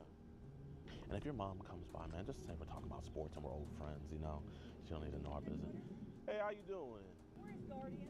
Oh, you guys are his guardian? Yeah. Oh, nice to meet you. My name is DeMarcus. Yes, ma'am. What's it about? Just some online stuff, that's all. I mean, if you want to tell your mom. Like a scam. Oh, from what? Just, yeah, online stuff. Facebook. So are you at the bank or something? No, ma'am, no. He's trying to situate Well, something. who are you with? I'm just a good Samaritan, ma'am. You know, we just be seeing this stuff all the time. I'm okay, Mom. You good with talking to me, my man? Yeah, I'm good. Oh, I appreciate you, brother. All right. Yes, ma'am. If I do anything messed up, those chihuahuas, they'll get me. They got bite to them. Hey, man, listen, man. Oh, I got your back. I got your back. Listen, we're gonna get this situated, okay? I don't really think I was saying all those because Yeah. it was just being catfished. Listen, here, Austin. I mean, if you don't want to be honest with me, that's fine. But you can go. I got multiple video calls with your face in it, so it's obviously you talking. But She thinking that she's pressing charges on me or something? oh no, if she was doing that, I wouldn't be talking to you right now. This would be on someone else's desk. I want to get this resolved with you, man. So these were you messaging, right? Okay, I appreciate you being honest, man. You're a good guy. I just think you just got caught up in some stuff, and that's okay, man. How you doing, sir? Good. We just need to, I guess, get in on this conversation. We're his guardian. Okay. We know that. So- I'm getting scammed, Dad. Okay, let me see the. Oh, I mean, it's you know, this is his stuff, so it's up to him. No, it's my stuff. What? No, this is. I'm like, if he allows you to look at it, then I'll let you look at it. But since he's I'm his 20, guardian. but he's 29 though, so it's up to you, Austin. Hey, If you, I don't know you. I spent a lot of money getting guardianship over my son. yes, sir. And I handle all his affairs. Okay. So, Mr. Austin, wait, can you not grab the paper for me? Austin, do you want your dad to look at this, Austin? Tell him. No, Dad, because I'm not doing anything. Okay, I need you to say yes. And listen, here, I want to shake your hand and look you man to man. I don't want you to think anything. You know, I obviously respect that. Just the fact that he's, 29.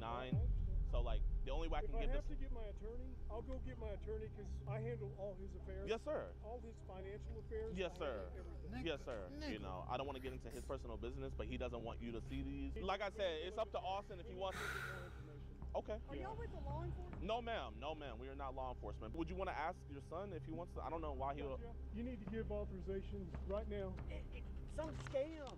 Okay, Isn't that's it? fine. What did we just do for you this weekend? Get my card back in order? Yeah, and let me make a phone call to my attorney, Mark Benson. Yes, sir. Guardianship doesn't need to do anything? If they're under the age of 18, obviously, but with him being 29. Something obviously you don't know Yes, sir. is guardianship Yes, sir. trumps that. Pun intended. Yes, sir. It trumps it. Yes, sir. It does. You don't have to get a yes from him. He looked like a. He looked like a Trump dick rider and ass motherfucker. I ain't gonna lie. He looked like take it out your mouth. Anything. God dang. Okay, I but do not. This is my son. We're guardian. well, do you want to get your dad to look at these? It'd probably be something that I never did. Well, I mean, it's up to you. Because we're here to represent him. Until he says yes, it's just like I'm just. Say yes. Say yes. All right. Say yes. Getting up in. Is that a yes? Okay, so I'll just show you real quick. No, I don't want to. Well, this is the thing. So Austin, he has been talking to a 15-year-old girl, and her mother sent these over. He's actually about to delete that right now. He's on the messages. If you can grabbed his phone. I'm just here to talk about this with him because he sent very sexual messages, talked very sexual to her on the phone, showed his penis. No, I didn't show that. I have the picture right here. That's the whole reason. That's why we need this. At Firestone Complete Auto Care, we believe that if you can't back the work, you shouldn't be doing it. Let go of it. He already gave authorization. Well, this is mine for right. This isn't yours. You just said if he said well, yes. No, I say I would. Give me my goddamn papers. That's not yours, sir. Yes, it is. How's it yours? That's my property. You said if he said yes. Sir, that's my property. Get the papers, Lynn. Sir, what is your problem, sir? I'm not going to deal with somebody I don't know. Sir, give me my papers. Bro, I swear. Sir, those are my papers. I'm gonna press like charges right now. If you don't give me my papers back, I'm gonna press charges. Get off my property. If you don't, Where is this person from? Here, would you like to see? Can I have my papers back? No, you're not going to get these papers back. Okay, so whenever I'm gonna have to. Your son's in there right now deleting it. You're going to get my papers. Okay, I'm calling the cops right now. Okay, if you want to go to jail over some papers, be my guest. If you want to go to jail over some papers, be my guest. You have not represented yourself one iota. Your son said multiple times that he wanted to talk to you. Insulted me. We have it all recorded. Who are you? We have it all recorded. So, sir, either you apologize. What the fuck are you doing, Jeff? I'm not doing anything. What is all this about? I didn't do all that. Austin, that's you right there. But Austin. somebody has my account. We have videos of you talking to her on the phone with your face in it. Scam. How's it a scam when you're talking to her on the phone with your face? Well, that's a scam. It's a scam. That's not no scam, buddy. I got scammed. No, the hell you didn't, buddy. No, that's not mine. Yes, the hell it is. That's no. What is that, Jeff? No. What is that, Jeff? Somebody has my stuff out there. Somebody has my stuff. Thank you. Is this somebody that's local? Yes, ma'am. In the state of Texas. Yes, sir. I'll give you my aid. You know what? Here, I want to shake your hand. It's all good. I understand tensions are high. I just don't know what's going on. Sir, here. You know what? It's all good. I'm gonna introduce myself. My name is DeMarcus Cousins. Can I explain something? Yes, ma'am. He has an intellectual disability. He shouldn't be able to do a phone like this. But let me just say something. From a person that also has some kind of a quote unquote like coming from somebody who has a disability. Disability or not, if you're not, it doesn't matter if you got a disability or not, you should know what's right from wrong. Like, okay, I get if you're autistic, but at a certain point, you know what I'm saying, even autistic people learn the difference between what's right and what's wrong. You know what I'm saying? He know his right from wrong, but he still chose to do the wrong thing. Why are you talking to an underage kid and you're almost pushing 30? That's some shit I don't get. Me personally, I would never do some shit like that. And like I just said, I'm somewhat disabled. Like, I'm disabled. And I know not to do shit like that. So, for his mom to say that he has some type of disability, she's trying to use that as his crutch. Just to make Gideon feel sympathetic about what the quote-unquote 28-year-old or 29-year-old just did with the decoy. Like, no, it's still wrong. Even if he didn't have a disability, it's still wrong. Ma'am, I totally understand that, but when it comes to a minor, like it trumps that. I'm so sorry. If the minor says Let me they're get older your than card. She told him multiple times that she was 10 years old. Like I said, I was just here to have a conversation with him. So where are we at from here? Where are we at from here? Well, I mean, I wanted to talk to him about this because, like, you know, that's what our organization does. He's not in any capacity. He's got an intellectual disability. That's why we have guardianship.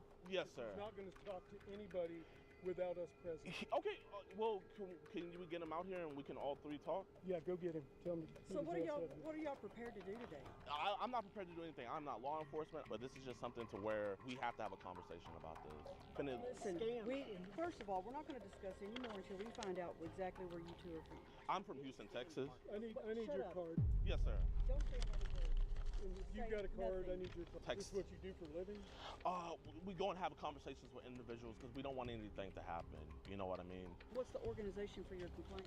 The organization is called EDP Watch. We just reach out whenever they send an address and stuff like that to talk. You know, Austin here, he was trying to actually meet her at 5 today.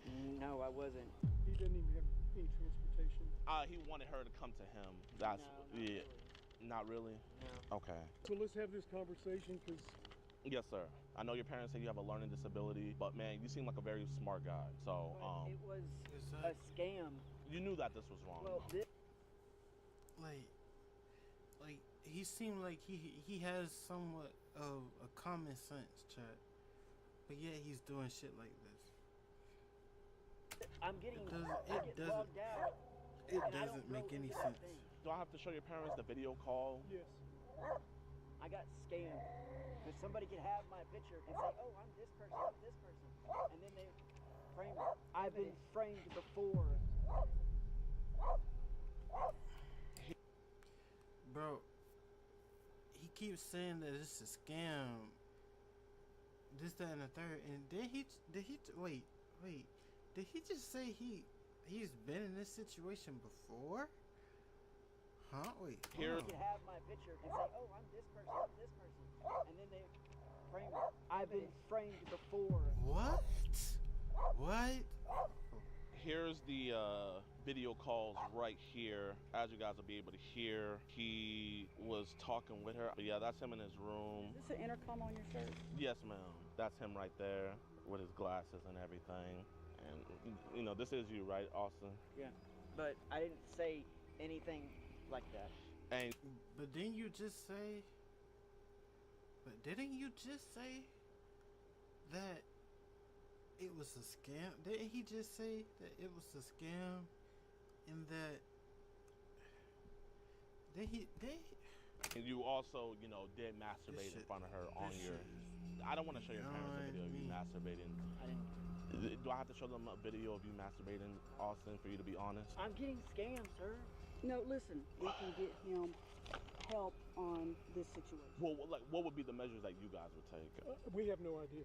Take the phone away. Yes, ma'am. That's the first thing. We'll take his electronics away. We will monitor. Yes, ma'am. And we will block things. There's avenues. At the end of the day, it's not my jurisdiction. All I came out here to do was just to get his mindset, to figure out, like, why did this happen? Now, what's going to happen in the future, I have no control over that. Obviously, the reprimanding stuff and everything, I commend that. I think that's great. Y'all can do that. But you guys also got to realize, like, you know, this is pretty alarming. You know what I mean? Like, you know, have you turned 30 yet? No. You know, you're 29, you know, and this is He has the mentality of a 10-year-old. He does. Oh. He has the mentality. That's where he's at. He's at that mentality. So to him, it's not up here, it's down here. So make that clear as well. People with, you know, normal IQs, they exhibited the same behavior as him, you know. It's getting embarrassing at this point. And he's recording us and he didn't tell us. This is just for safety, you know, like what happened right there, you know what I mean? No, you still have to disclose. In the state of Texas, it's one-party consent, but Austin, you messaged her first. First you lie and you say that you were 14, and then you come to her and then you confess that you're actually 29. Then you start asking her things like, what are some things you like to do in a relationship? Why are you asking a 16-year-old what you want to do in a relationship? You don't know?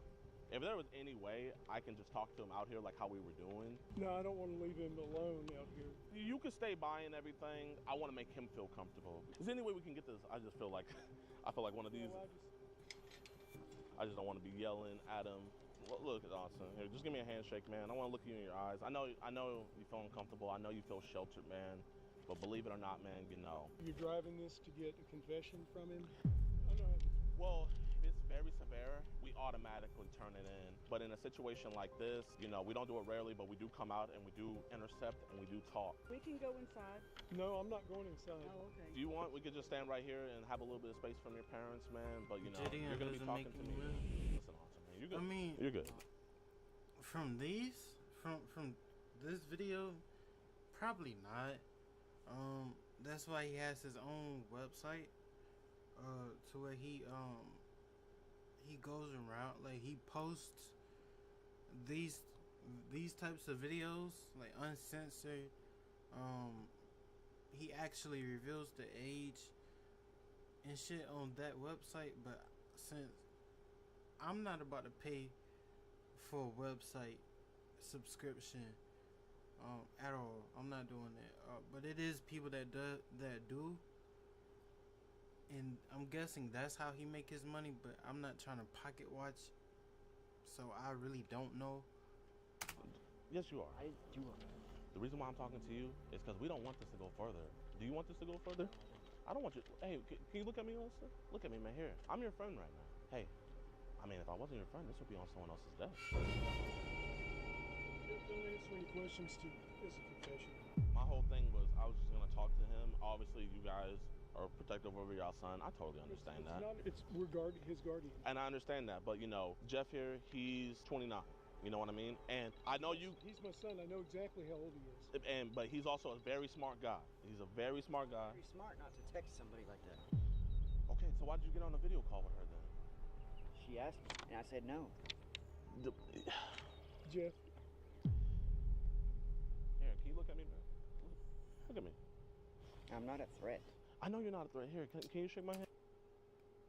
You are more than a threat. You're a menace to society. As Flight React say, board all the schools. You know what I'm saying? You don't need yeah. Man, look me in my eyes. You, like, shake his hand, Jeff. I haven't even been on that thing. He got gold. He got Hall of Fame menace to society badge on lock for real. Here, I'm gonna show you this, Jeff. I thought it would be kind of awkward if something happened, you know. Like I said, roleplay. I don't know what you mean by roleplay. I mean, that's up to you. I don't care. We gotta live in reality, Jeff. Okay? And that's the issue. He really doesn't.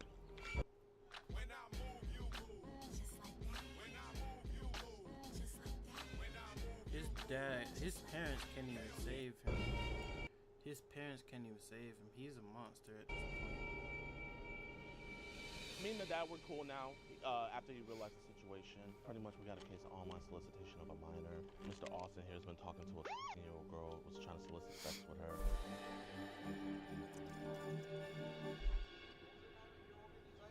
EDP watch. Expose that pred. Expose that pred. But like that, like DAT. So you know EDP 445. I watched Penguin Z0. I love Penguins though. He's usually only got like a 15-30 minute video, and that's perfect. I love his videos. You should watch ours. We do pred catches of about 15-30 minutes. Fuck yeah, I'm sure it's good. This would definitely be one. It'll be called Pred's Dad Attacks Me for Exposing His Son. I'm not gonna lie, I was starting to lose my cool. And I was like, you know what, that's not gonna do anything. You know, I'm lucky he didn't have a gun. He might have. Alright, what's good, y'all, man? I appreciate you guys for watching another episode of EDP Watch. So, an update on Austin. There is no update. I mean, I don't know what the police station's doing. So, if anybody in the area that grew up there or lives there knows anything, please let me know, because they called my decoy one time, like a week after everything, but I don't know if they're following up with it. I don't know if they're pressing charges. I genuinely don't know, but, you know, at the end of the day, once we get the police involved, it's out of our hands. But man, I appreciate all the love and support you guys have been showing, man. Be sure to hit that like button, subscribe, and share. Have a blessed day. Peace. W-vid by Gideon as usual. It's just crazy how people religiously prey on the innocent. Like, that's stupid. Whoa! Gun? There's all sorts of blood in here. She's in there. Oh my god, wait, hold on. That was a whoa. Ho, ho. Is that home? What? You here? Police are at the home of Keith and Amber Zotto. Amber's mother, Betty, had called 911 earlier that day, asking officers to check on her daughter. Amber hadn't responded to any calls or messages in 2 days, and Betty feared the worst. The officers arriving at the scene initially expected a routine missing persons call, but what sat inside the house would be far more twisted and disturbing than anyone could have imagined. Show me your hand! I got the dog! Get him! To the ground! He's reaching! Stop!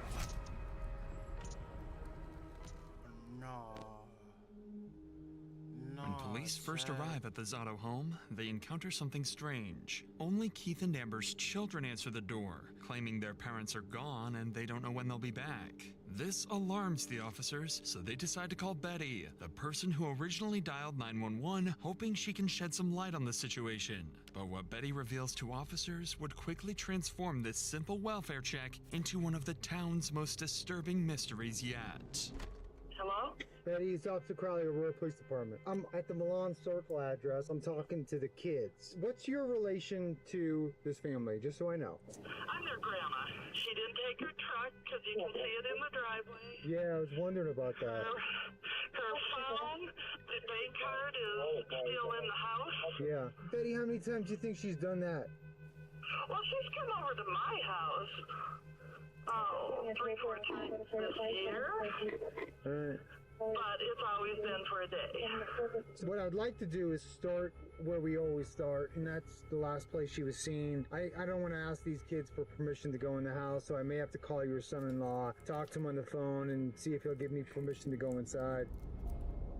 Betty would mention that she had been to the house earlier that day and noticed a few strange details. Amber's car was still in the driveway of the home, and her phone was left inside the house, as well as all of her credit cards and important documents. These minute details would prove to be much more important later on. Shortly after this call, Betty and her husband Ronald arrived at their daughter's home to meet with the police. It's here where Betty would reveal what she believed really happened to her daughter. Hey, I'm Officer Crowley. Thanks for coming out. So I called him, but I left him a message. He didn't pick the phone up. So I can't just go inside without a warrant. I'd either need a warrant or his permission to go inside the house. And that's not your residence, and I can't ask you for permission. Obviously, the kids are too young for me to ask for permission. So just want to do it the right way before anything else, if that makes sense. Yep. When's the last time that you saw your daughter? Saturday afternoon when I came to pick up the kids. They spent the night with me Saturday night. Was there any problems at that point, or was it just pick the kids up? The kids are going to stay at her house for the weekend? Everything was fine. She said, I hope you feel better. We'll see you tomorrow. Okay. It's pretty... Had there been any drinking at that point? No, heck no. They drink in the evenings. Okay. Yeah. And then no sign that there had been any argument or anything like that? Okay. As you can see, I don't want you to think that I jumped to any conclusions, but I'm just trying to put like a kind of a piece of timeline and kind of behavior as well, too. According to Betty, the family typically had dinner together on the weekends, and although Keith and Amber occasionally argued, things never turned physical, at least not to her knowledge. But with no parents home, officers still couldn't legally enter the residence, so they continued speaking with Betty, hoping she'd reveal something that could explain Amber's sudden disappearance. Betty explained that Amber was highly active in the community, volunteering at her children's elementary school as the treasurer of the parent organization, and everyone around town knew her as a family-first mother, spending most of her time with her children. That's why Amber's disappearance was so puzzling. It simply wasn't like her to spontaneously leave her kids alone. But this confusion would only heighten when Betty showed officers something that made the case even more unsettling. A note suggesting Amber might have harmed herself. The note is what concerned Do you mind if I read that? I don't have a problem with it. Is this a copy of it, or is this... Yes, I made a copy. I don't know if this is the original. Okay. I didn't want to... Just from my report, I'm going to have to take the original for evidence for property at some point, okay? Okay. But I'm going to sit and read this in the meantime. The note Betty had discovered earlier read in part, I haven't been the best wife. I deserve everything and all the horrible thoughts you think of me. I have always had in my mind. Make sure my mom has to identify my body. Everyone would be better off without me. At first glance, the note appears as a tragic, heartfelt goodbye. Amber seemingly detailing years of self-doubt, despair, and emotional pain. But something about this note didn't align with what police knew about Amber.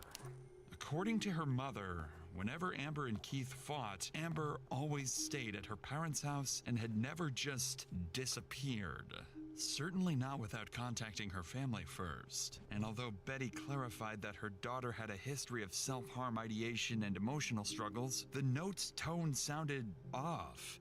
Especially the disturbingly specific instructions for her own mother to identify her body, which seemed strangely cruel. To investigators, these unusual details hinted at the chilling possibility that the note wasn't exactly what it appeared. They began to suspect Amber might not have written these words freely. Something wasn't right. So based on these signs, officers decided to speak with Betty again, this time on the oddities found inside the note. Do you think it's something that, would he harm her in any way? Would you have any either information or inkling that that might happen? No, okay. If she had walked away, I mean, I'm just wondering where else or how far she could have gone. She has walked to our house. We're in 7th. Yeah. When she's been drinking and I understand, of course. I agree. That's why I'm so concerned. And that's where, that's why I searched Sunrise Park, because that's the closest park to here. And I don't know why in my head it's, you're not going to do it in your home. I do Yeah. Betty would also find the note strange, but doesn't think Keith would have anything to do with Amber's disappearance. At this point, nothing makes sense. So, without any further clues, officers decide to move to the next step in their investigation, searching the property. I find it weird how the husband and the kid's father didn't pick up the phone and is not picking up the phone. I find it weird. If me putting two together, I believe he did it. I believe the children's dad did it. I don't know how he did it, but I feel like he did it. As we know, without the homeowner's permission, officers still can't go inside the house without a proper search warrant. Fortunately, by using the kids, they were able to get on the phone with Amber's husband, Keith, hoping to get the permission they needed. Dad? The cops are here and they want to talk to you. Is this Keith? Yes, this is Keith. Keith, this is Officer Crowley with the Aurora Police. How are you? I'm alright, boss. How are you? I'd like to go over a couple series of events and then ask you for permission if I could go inside your house. And where we start searches is the last place she was seen, and that would be your house. But I don't have a warrant, and I'm asking you for permission to go inside your house too. Go ahead, man. Luckily, Keith seemed to have no problem letting officers search his home. While one officer continued his conversation with Keith, another would immediately begin searching the property, completely unaware they were both minutes away from uncovering the horrifying truth. But before we continue, it's worth noting that covering stories like this, you realize just how much people are forced to carry. Fear, trauma, even the day-to-day burden of surviving. And sometimes that weight shows up in other ways too, like debt. Do you feel crushed by debt? Though seeing debt basically had a personal solution to save star review you, Rush Insanity. With that said, let's get back to the investigation. One of the officers was about to search the family's home, with no idea just how close they were to discovering the gruesome scene hidden in plain sight. So Keith gave verbal consent for us to go in the house. I'm just gonna go in. If you want to come with me, I will, because I'd like you to show me. God. Okay. Where did you find the notebook? In the garage. In the garage. They okay. literally live there. Okay, let's start there then. Yeah. So Keith, in a bigger picture, what's going on? Man, me and Amber drink a lot, and we fight a lot, and she likes to walk away, or actually drive away, and I took her keys from her, so she couldn't drive away. She grabbed her purse, slammed her phone on the ground, and left, and I have not seen her since. Did you actually see her leave, or you just assumed she left? No, sir. I begged her to stay on the couch. We fought a little bit more, and I said, well, whatever, Amber, you sleep out there on the couch, I'm going inside. And I went inside. I don't know, it was like 2 or 3 in the morning, and then when I woke up at 9, 10 o'clock Sunday morning, there was a letter on the fucking coffee table. Has she ever threatened to hurt herself in the past, or was this Oh, she has. The last 5 years, it's been her go-to. And that's what I try telling Grandma and Grandpa, too, is she does this to me all the time, almost every weekend. She'll leave, and then she won't come back till Monday or Tuesday. And then my kids get all mad at me because I let her back in. I hope you don't mind me asking you personal questions, but is it possible she's seeing somebody else and she stays there? Oh, for sure she is. She's been, that's another thing. That's why we fight all the time. She's been seeing somebody for about 5 years now. And she don't pay our bills. That's why we always fight, man. Based on Keith and Betty's statements, both were aware Amber had struggled emotionally in the past, but neither realized just how serious the situation had become or how tragically wrong their assumptions would soon turn out to be. Where exactly was the book when you found it? Right here. Okay. And you recognized her handwriting? Yes. Okay. It's unmistakable to be scratched. Okay, this argument, I mean, you guys are arguing about her seeing somebody, or were you guys arguing about lots of stuff? Well, that always comes into play, but this particular argument was about her not paying my mortgage for 6 months. I give her all my money. I just cash my check and she pays all the bills. And lately she hasn't been paying our bills. Hey, Keith, did it get physical at all, or was it just arguing? Yeah, we've been physical a couple times, but I want to say Saturday night, no. You know, this is a fair question. Is there any chance that you hurt her in any way? I fucking hope not, dude. I fucking hope not. But yeah, there's a possibility. I mean, I'm hoping not, but like I said, I don't remember shit. Me and Amber go through this shit all the time, and she always comes back. No, let me say something now. If you put your hands on a woman without her consent, or physically harm that person, that woman, I'm not gonna lie, you need your ass beat in the most brutal way possible, because that's something you don't do. Me personally, I don't respect people who put their hands on women and physically harm a woman. Like, I get it if like you putting your hands on a woman to hug her or to like help her do something, or if she's laying on you in any type of way, okay, fine.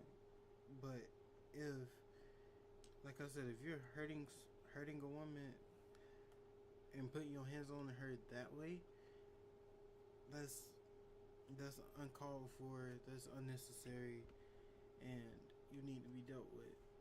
Okay. The only thing I'm worried about is she always goes to her fucking mom's house. She doesn't go anywhere. She does go somewhere else, but she always ends up at her mom's house.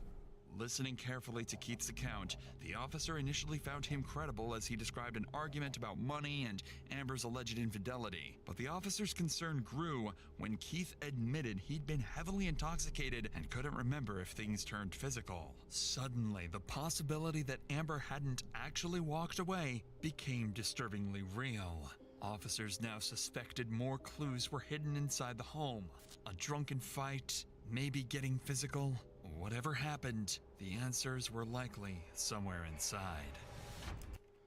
Now, a mother is not gonna leave her kids. Like, I know there's some mothers out there in this world that will leave their kid with the dad or with somebody in their family, but a woman would not leave her kid. Like majority of women would not leave their kids or child or kids in any circumstances. So that's fishy to me, in my opinion.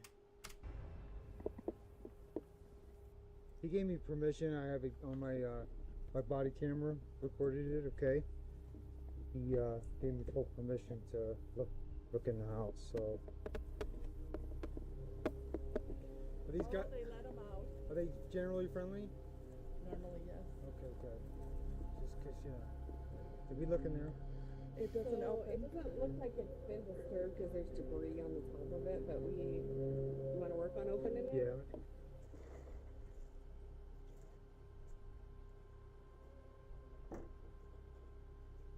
Gloves.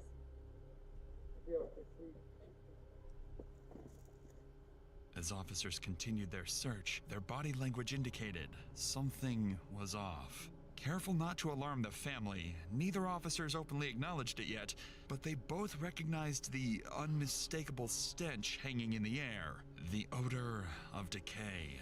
At this point, the only thing they were looking for was the source of that disturbing smell.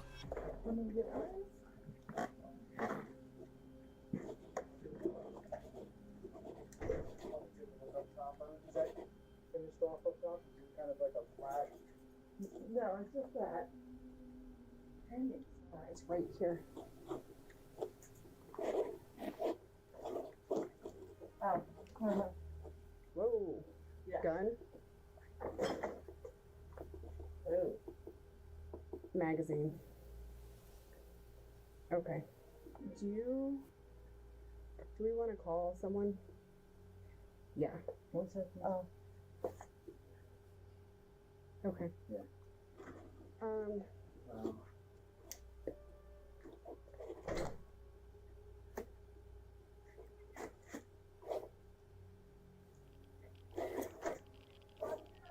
We'll have you stay inside, please.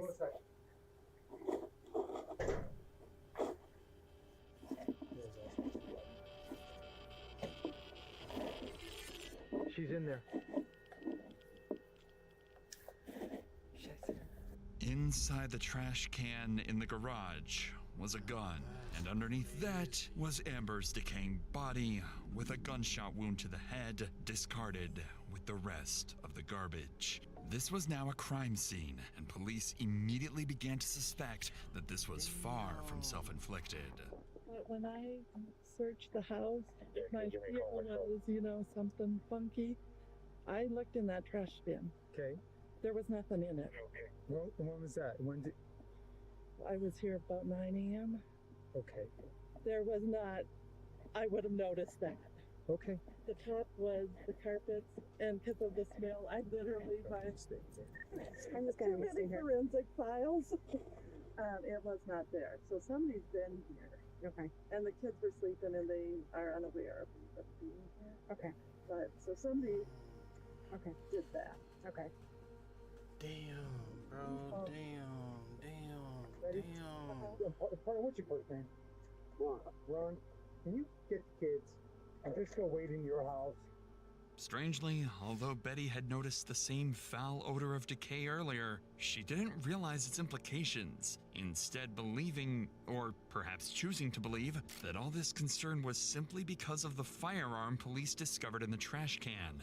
Betty didn't know it yet, but her statement would soon cast serious suspicion on her, making detectives question whether she herself had played a role in Amber's death. For now, though, officers had to secure the area and move Amber's family away from the gruesome scene. Why would the mother, why would the grandma of the daughter's kids, why would she kill her own daughter? That's what I'm trying to get at. Like, I know it's some evil and conniving ass parents in this world that would do shit like that for real, but she seemed like she wouldn't do that. But I digress. I don't want the kids to see. I mean, this isn't missed. So if you lift here, I mean, obviously there's a gun there, but if you lift here, you can see her foot. She weighs about 160, 170 pounds. Right there, where your hand is. See, there's the body. Yeah. So I called Reno. He's calling MCU, and I know he sent you too. While officers waited for the Major Crimes Unit to arrive and process the scene for forensic evidence, they began to grapple with several troubling inconsistencies surrounding Amber's family. Keith had admitted to being heavily intoxicated the night Amber disappeared. He couldn't say for certain whether his argument with Amber had turned violent, only that things had gotten heated, and that much of the night was a blur. But Keith wasn't the only one officers considered a suspect. Amber's mother, Betty, claimed she had checked the trash can earlier that morning and had seen no sign of Amber's body or the gun.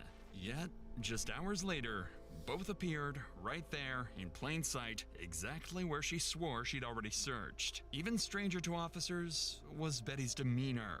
Despite the horrifying situation unfolding around her and the possibility that her daughter had taken her own life, she remained unusually calm, at times even casual. And then there was the note. Supposedly written by Amber, its wording struck investigators as strange, too composed, almost performative. Still, in a situation as dark and desperate as contemplating suicide, people sometimes write in ways that defy logic or expectations. At this point, everyone's stories seemed suspiciously incomplete, and anyone could be responsible in the eyes of detectives. Investigators started realizing that Amber's murder might be far more complicated than they initially thought. So, to investigate these disturbing possibilities, police knew they'd soon need to sit down with Amber's family and carefully interview each member to uncover who might be hiding something. But before doing that, officers needed to finish one crucial step: a final, thorough search of the Zotto home, carefully looking for any signs of violence or attempted cover-up. And sure enough, it didn't take long before they started noticing blood spatter throughout the house. So a lot of these carpet pieces, I wonder if the carpet went all the way back, or I mean, I didn't see like spatter. I know, right? So the book was right here. There was space open with the last page showing, and that bill was on top of it. No red pen.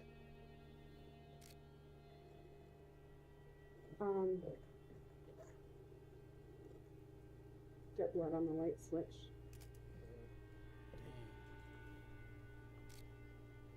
We've got a lot of blood on the sink. Yeah, so we left it the way we found it as well, too. You know, the way the door was when we searched. But yeah, she found a little bit of obvious blood in the kitchen and the sink as well, too, so. Within minutes, officers found clear evidence that something violent had occurred before Amber's body ended up in the trash can. Their first sign that foul play was likely involved.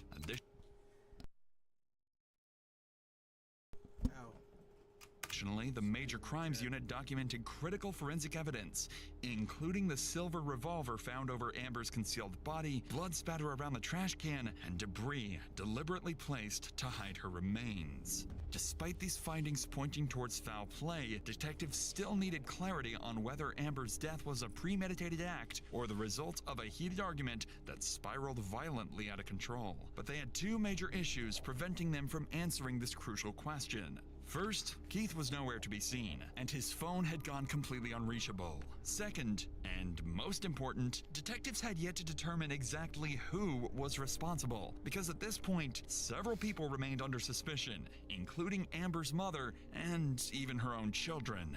Police didn't know it yet, but in the coming hours, these questions would be fully answered, and the case would take a completely unexpected turn. The kids wouldn't kill their own mom because they were asleep. So, in my opinion, the kids are ruled out. So, to fill in these gaps, all of Amber's closest family members were transported to the police station for questioning. Detectives hoped they could uncover each member's potential motives, credibility, and who was hiding secrets, and finally reveal who might actually be responsible for Amber's murder. I don't want to falsely alarm you, but I also believe in being as honest as we can with loved ones. We may have found Amber. No. Yeah, but we're not completely sure yet, Ron. Just do it. Just do it. We're not pointing fingers or making accusations at this time, but is there any reason Keith would hurt her? I don't know. I really don't. I wish I could tell you more. I don't. Either accidentally or intentionally, would he hurt or kill her? If he were to mistreat her, would she protect him? She probably would. So I went out there and I seen the letter, or it was a 4.5 page note. And it's very important. I looked in that trash bin. Okay. It had an ungodly trash odor, honestly. But I tried to, there's some carpet squares were on the top. I tried to lift up, make sure there was nothing under it. Not that, I don't know what I was expecting, but I did. So I absolutely looked in that bin. That'll be important. And didn't see anything, and I went out. Let's talk a little bit about, I guess, the fighting and what do you know why? Yeah, I do know why. Okay. My mom cheats on my dad, and like she's not good at it, I guess. And like so he finds out, and then they just go at it because she like tries to lie about it, but he has evidence of her doing it, and so like it's like yeah. Okay. And the last Saturday is in just a couple days ago? Yeah, last Friday was the last time I seen her. Okay. Did you talk to her at all on the phone or anything? No, she came over for dinner because my grandma was cooking dinner, and she came over and we had dinner, and then she left, and then yeah. And then you were there From Saturday. Friday all the way to Sunday. Okay. After speaking with Amber's family, investigators finally had some clarity. Betty remained adamant she'd checked that trash can that morning, insisting the gun and Amber's body weren't there, which made her case seem more suspicious. Meanwhile, Amber's father, Ronald, was shocked by his daughter's death and found it was hard to believe Keith was capable of harming her. As for Amber's children, Annabelle explained they'd both been staying at their grandparents' house during the weekend, clarifying why they didn't hear the gunshot that ended their mother's life. However, Annabelle's unusual calmness and detailed awareness of her parents' unstable marriage raised some concerns about exactly what else the children might know or could still be protecting. After concluding the interviews, investigators were preparing to search for Keith Zotto, the one critical piece still missing. But just before they could act, they received unexpected news from Keith's sister, Susan Russ. It turns out Keith had visited her just hours earlier, and what he confessed would finally expose the horrifying truth behind Amber's murder.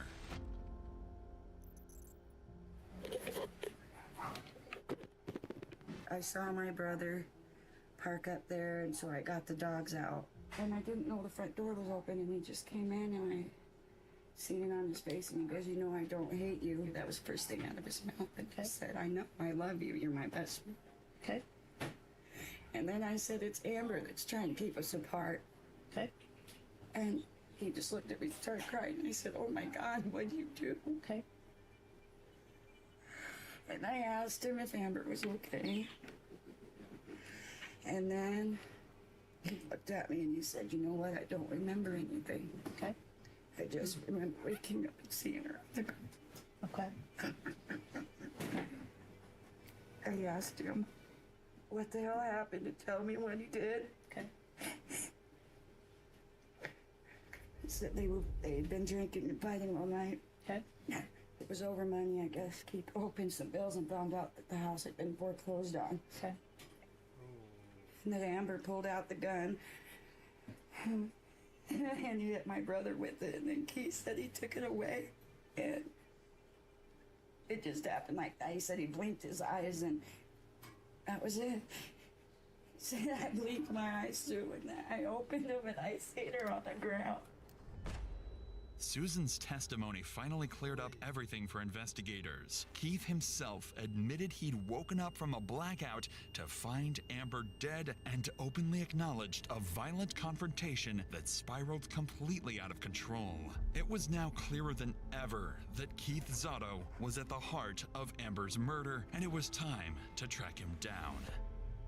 Just a couple of hours after detectives left Susan's house, Aurora police received a call they never expected. Keith Zotto had surfaced at his sister's house again, ready to surrender. By now, officers knew Keith had already killed once, and for all they knew, he was still armed and dangerous. So they came prepared. A SWAT team descended upon the location, ready to take Keith down if he made even the slightest wrong move. Chat, you know it's bad when police get SWAT, cause that mean they ready to go to war by anything and anybody with anybody. Damn. It's gotta be up one more. It's this one, right? 7-9. 7-9 is this one. All right. Sorry. Ready? Watch out, Bubba.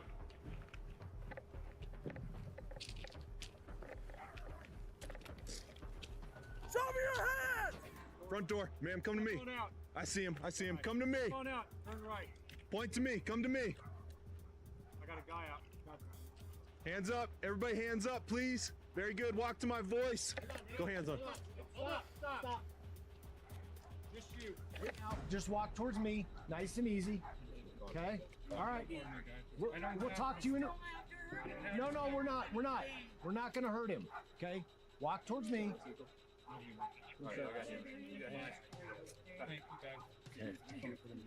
No. Just keep walking. Walk towards this guy. Very good. You good, man. Very good. Very good. Very good. Right here. Very good. Good try right there, man. Yes, sir. Long guns. Yeah, feel free to go ahead of me here. It all looks normal. Bro, if you just want to hold it, I'll be back with you.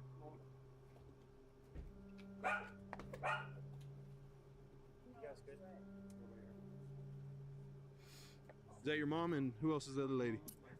Gotcha. Okay, man. Very good. We appreciate you coming out, bud. We'll explain it all to you, okay? Okay, buddy. Okay. Okay, there you go. Remember, but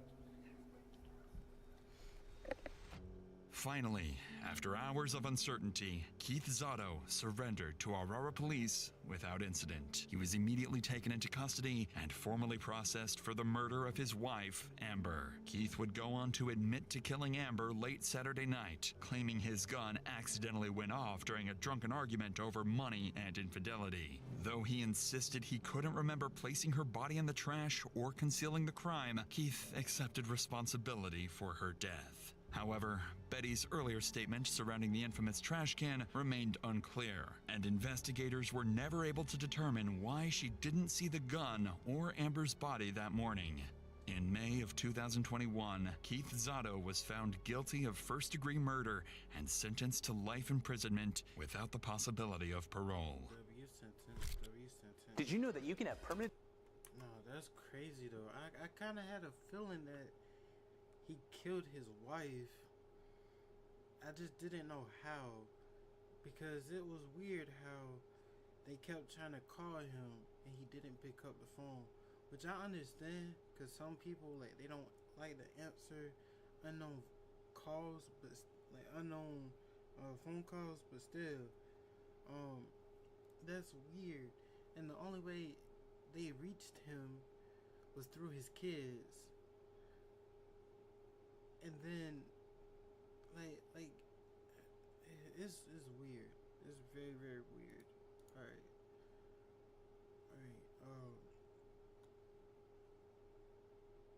What other video could I possibly watch?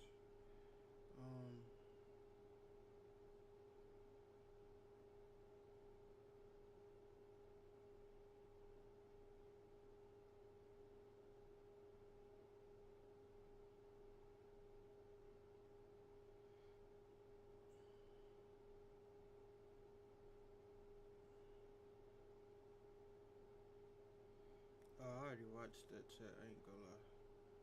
But yeah, that's crazy as fuck. That's crazy.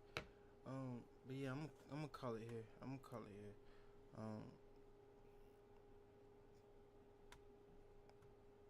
Wait, what?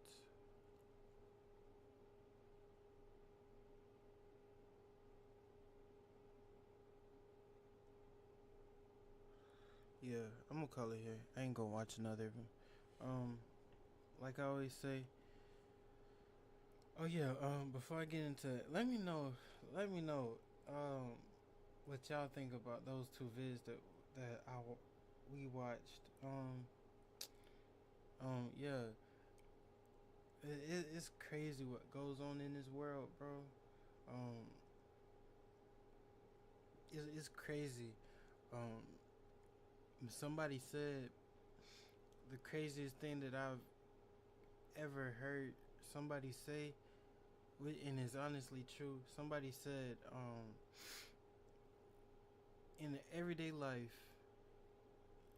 you never know who you come across out in public. You could come across a murderer, or like you could come across a serial killer, or a scammer, or a drug dealer, or just any type of criminal, and you never know. You know what I'm saying? That same person that said that also said, if you're able to get some form of protection, whether it's if you're a man, get a gun,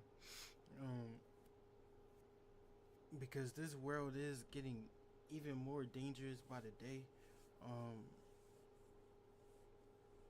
Even in small cities like the one that I'm living in, like you can't, like in my hometown, we can't even have a simple function going on without people trying to shoot it up or trying to do something stupid and trying to start some shit. Like, but yeah, like I always say, keep God first, cause without God, ain't nothing on this planet in this lifetime be possible. Keep your head up, no matter what you're going through. Just remember that there's light at the end of every dark tunnel. Stand up for yourself.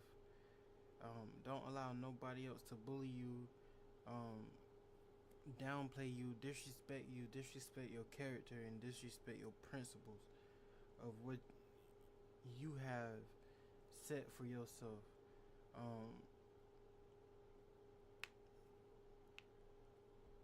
What else? Like my OG always say, every soldier has a story to tell, but it's your decision on how you want your story to be written. Love on your people while they here, because when it's their time to leave, when they serve their purpose, and God end up calling them home,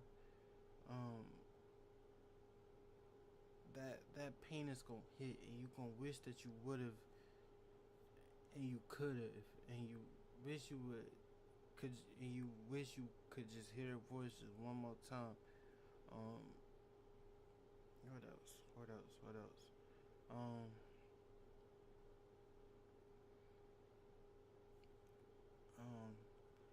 And life is too short to be sitting here complaining about or living. Life is too short to be damn, what am I trying to say? Live your life to the fullest, because life is too short. Tomorrow is not promised to nobody. It is people dying on this planet every second of the day, every hour, every minute. So live life to the fullest, but be careful though, because be careful, because if you get yourself caught in a jam, as I like to say it, as I like to call it, but if you get yourself caught up in a really, really bad situation, it is difficult to come out of that situation. I'm not saying that it's not possible, but it is difficult.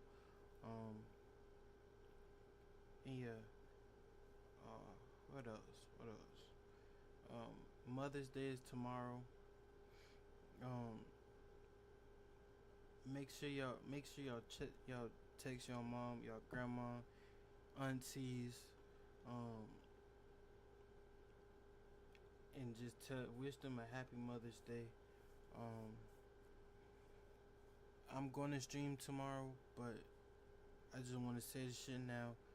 Happy Mother's Day to all the mothers that are in their child's life, no matter if you're a single mom or you have your baby dad, you and your baby daddy is still on good terms. Happy Mother's Day. I know it's not easy being a mom. I know it's not easy taking care and risking a lot for your child.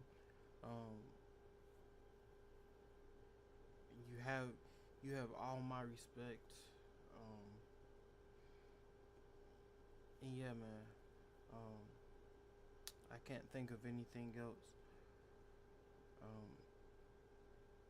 But remember, Jesus and God loves y'all, man.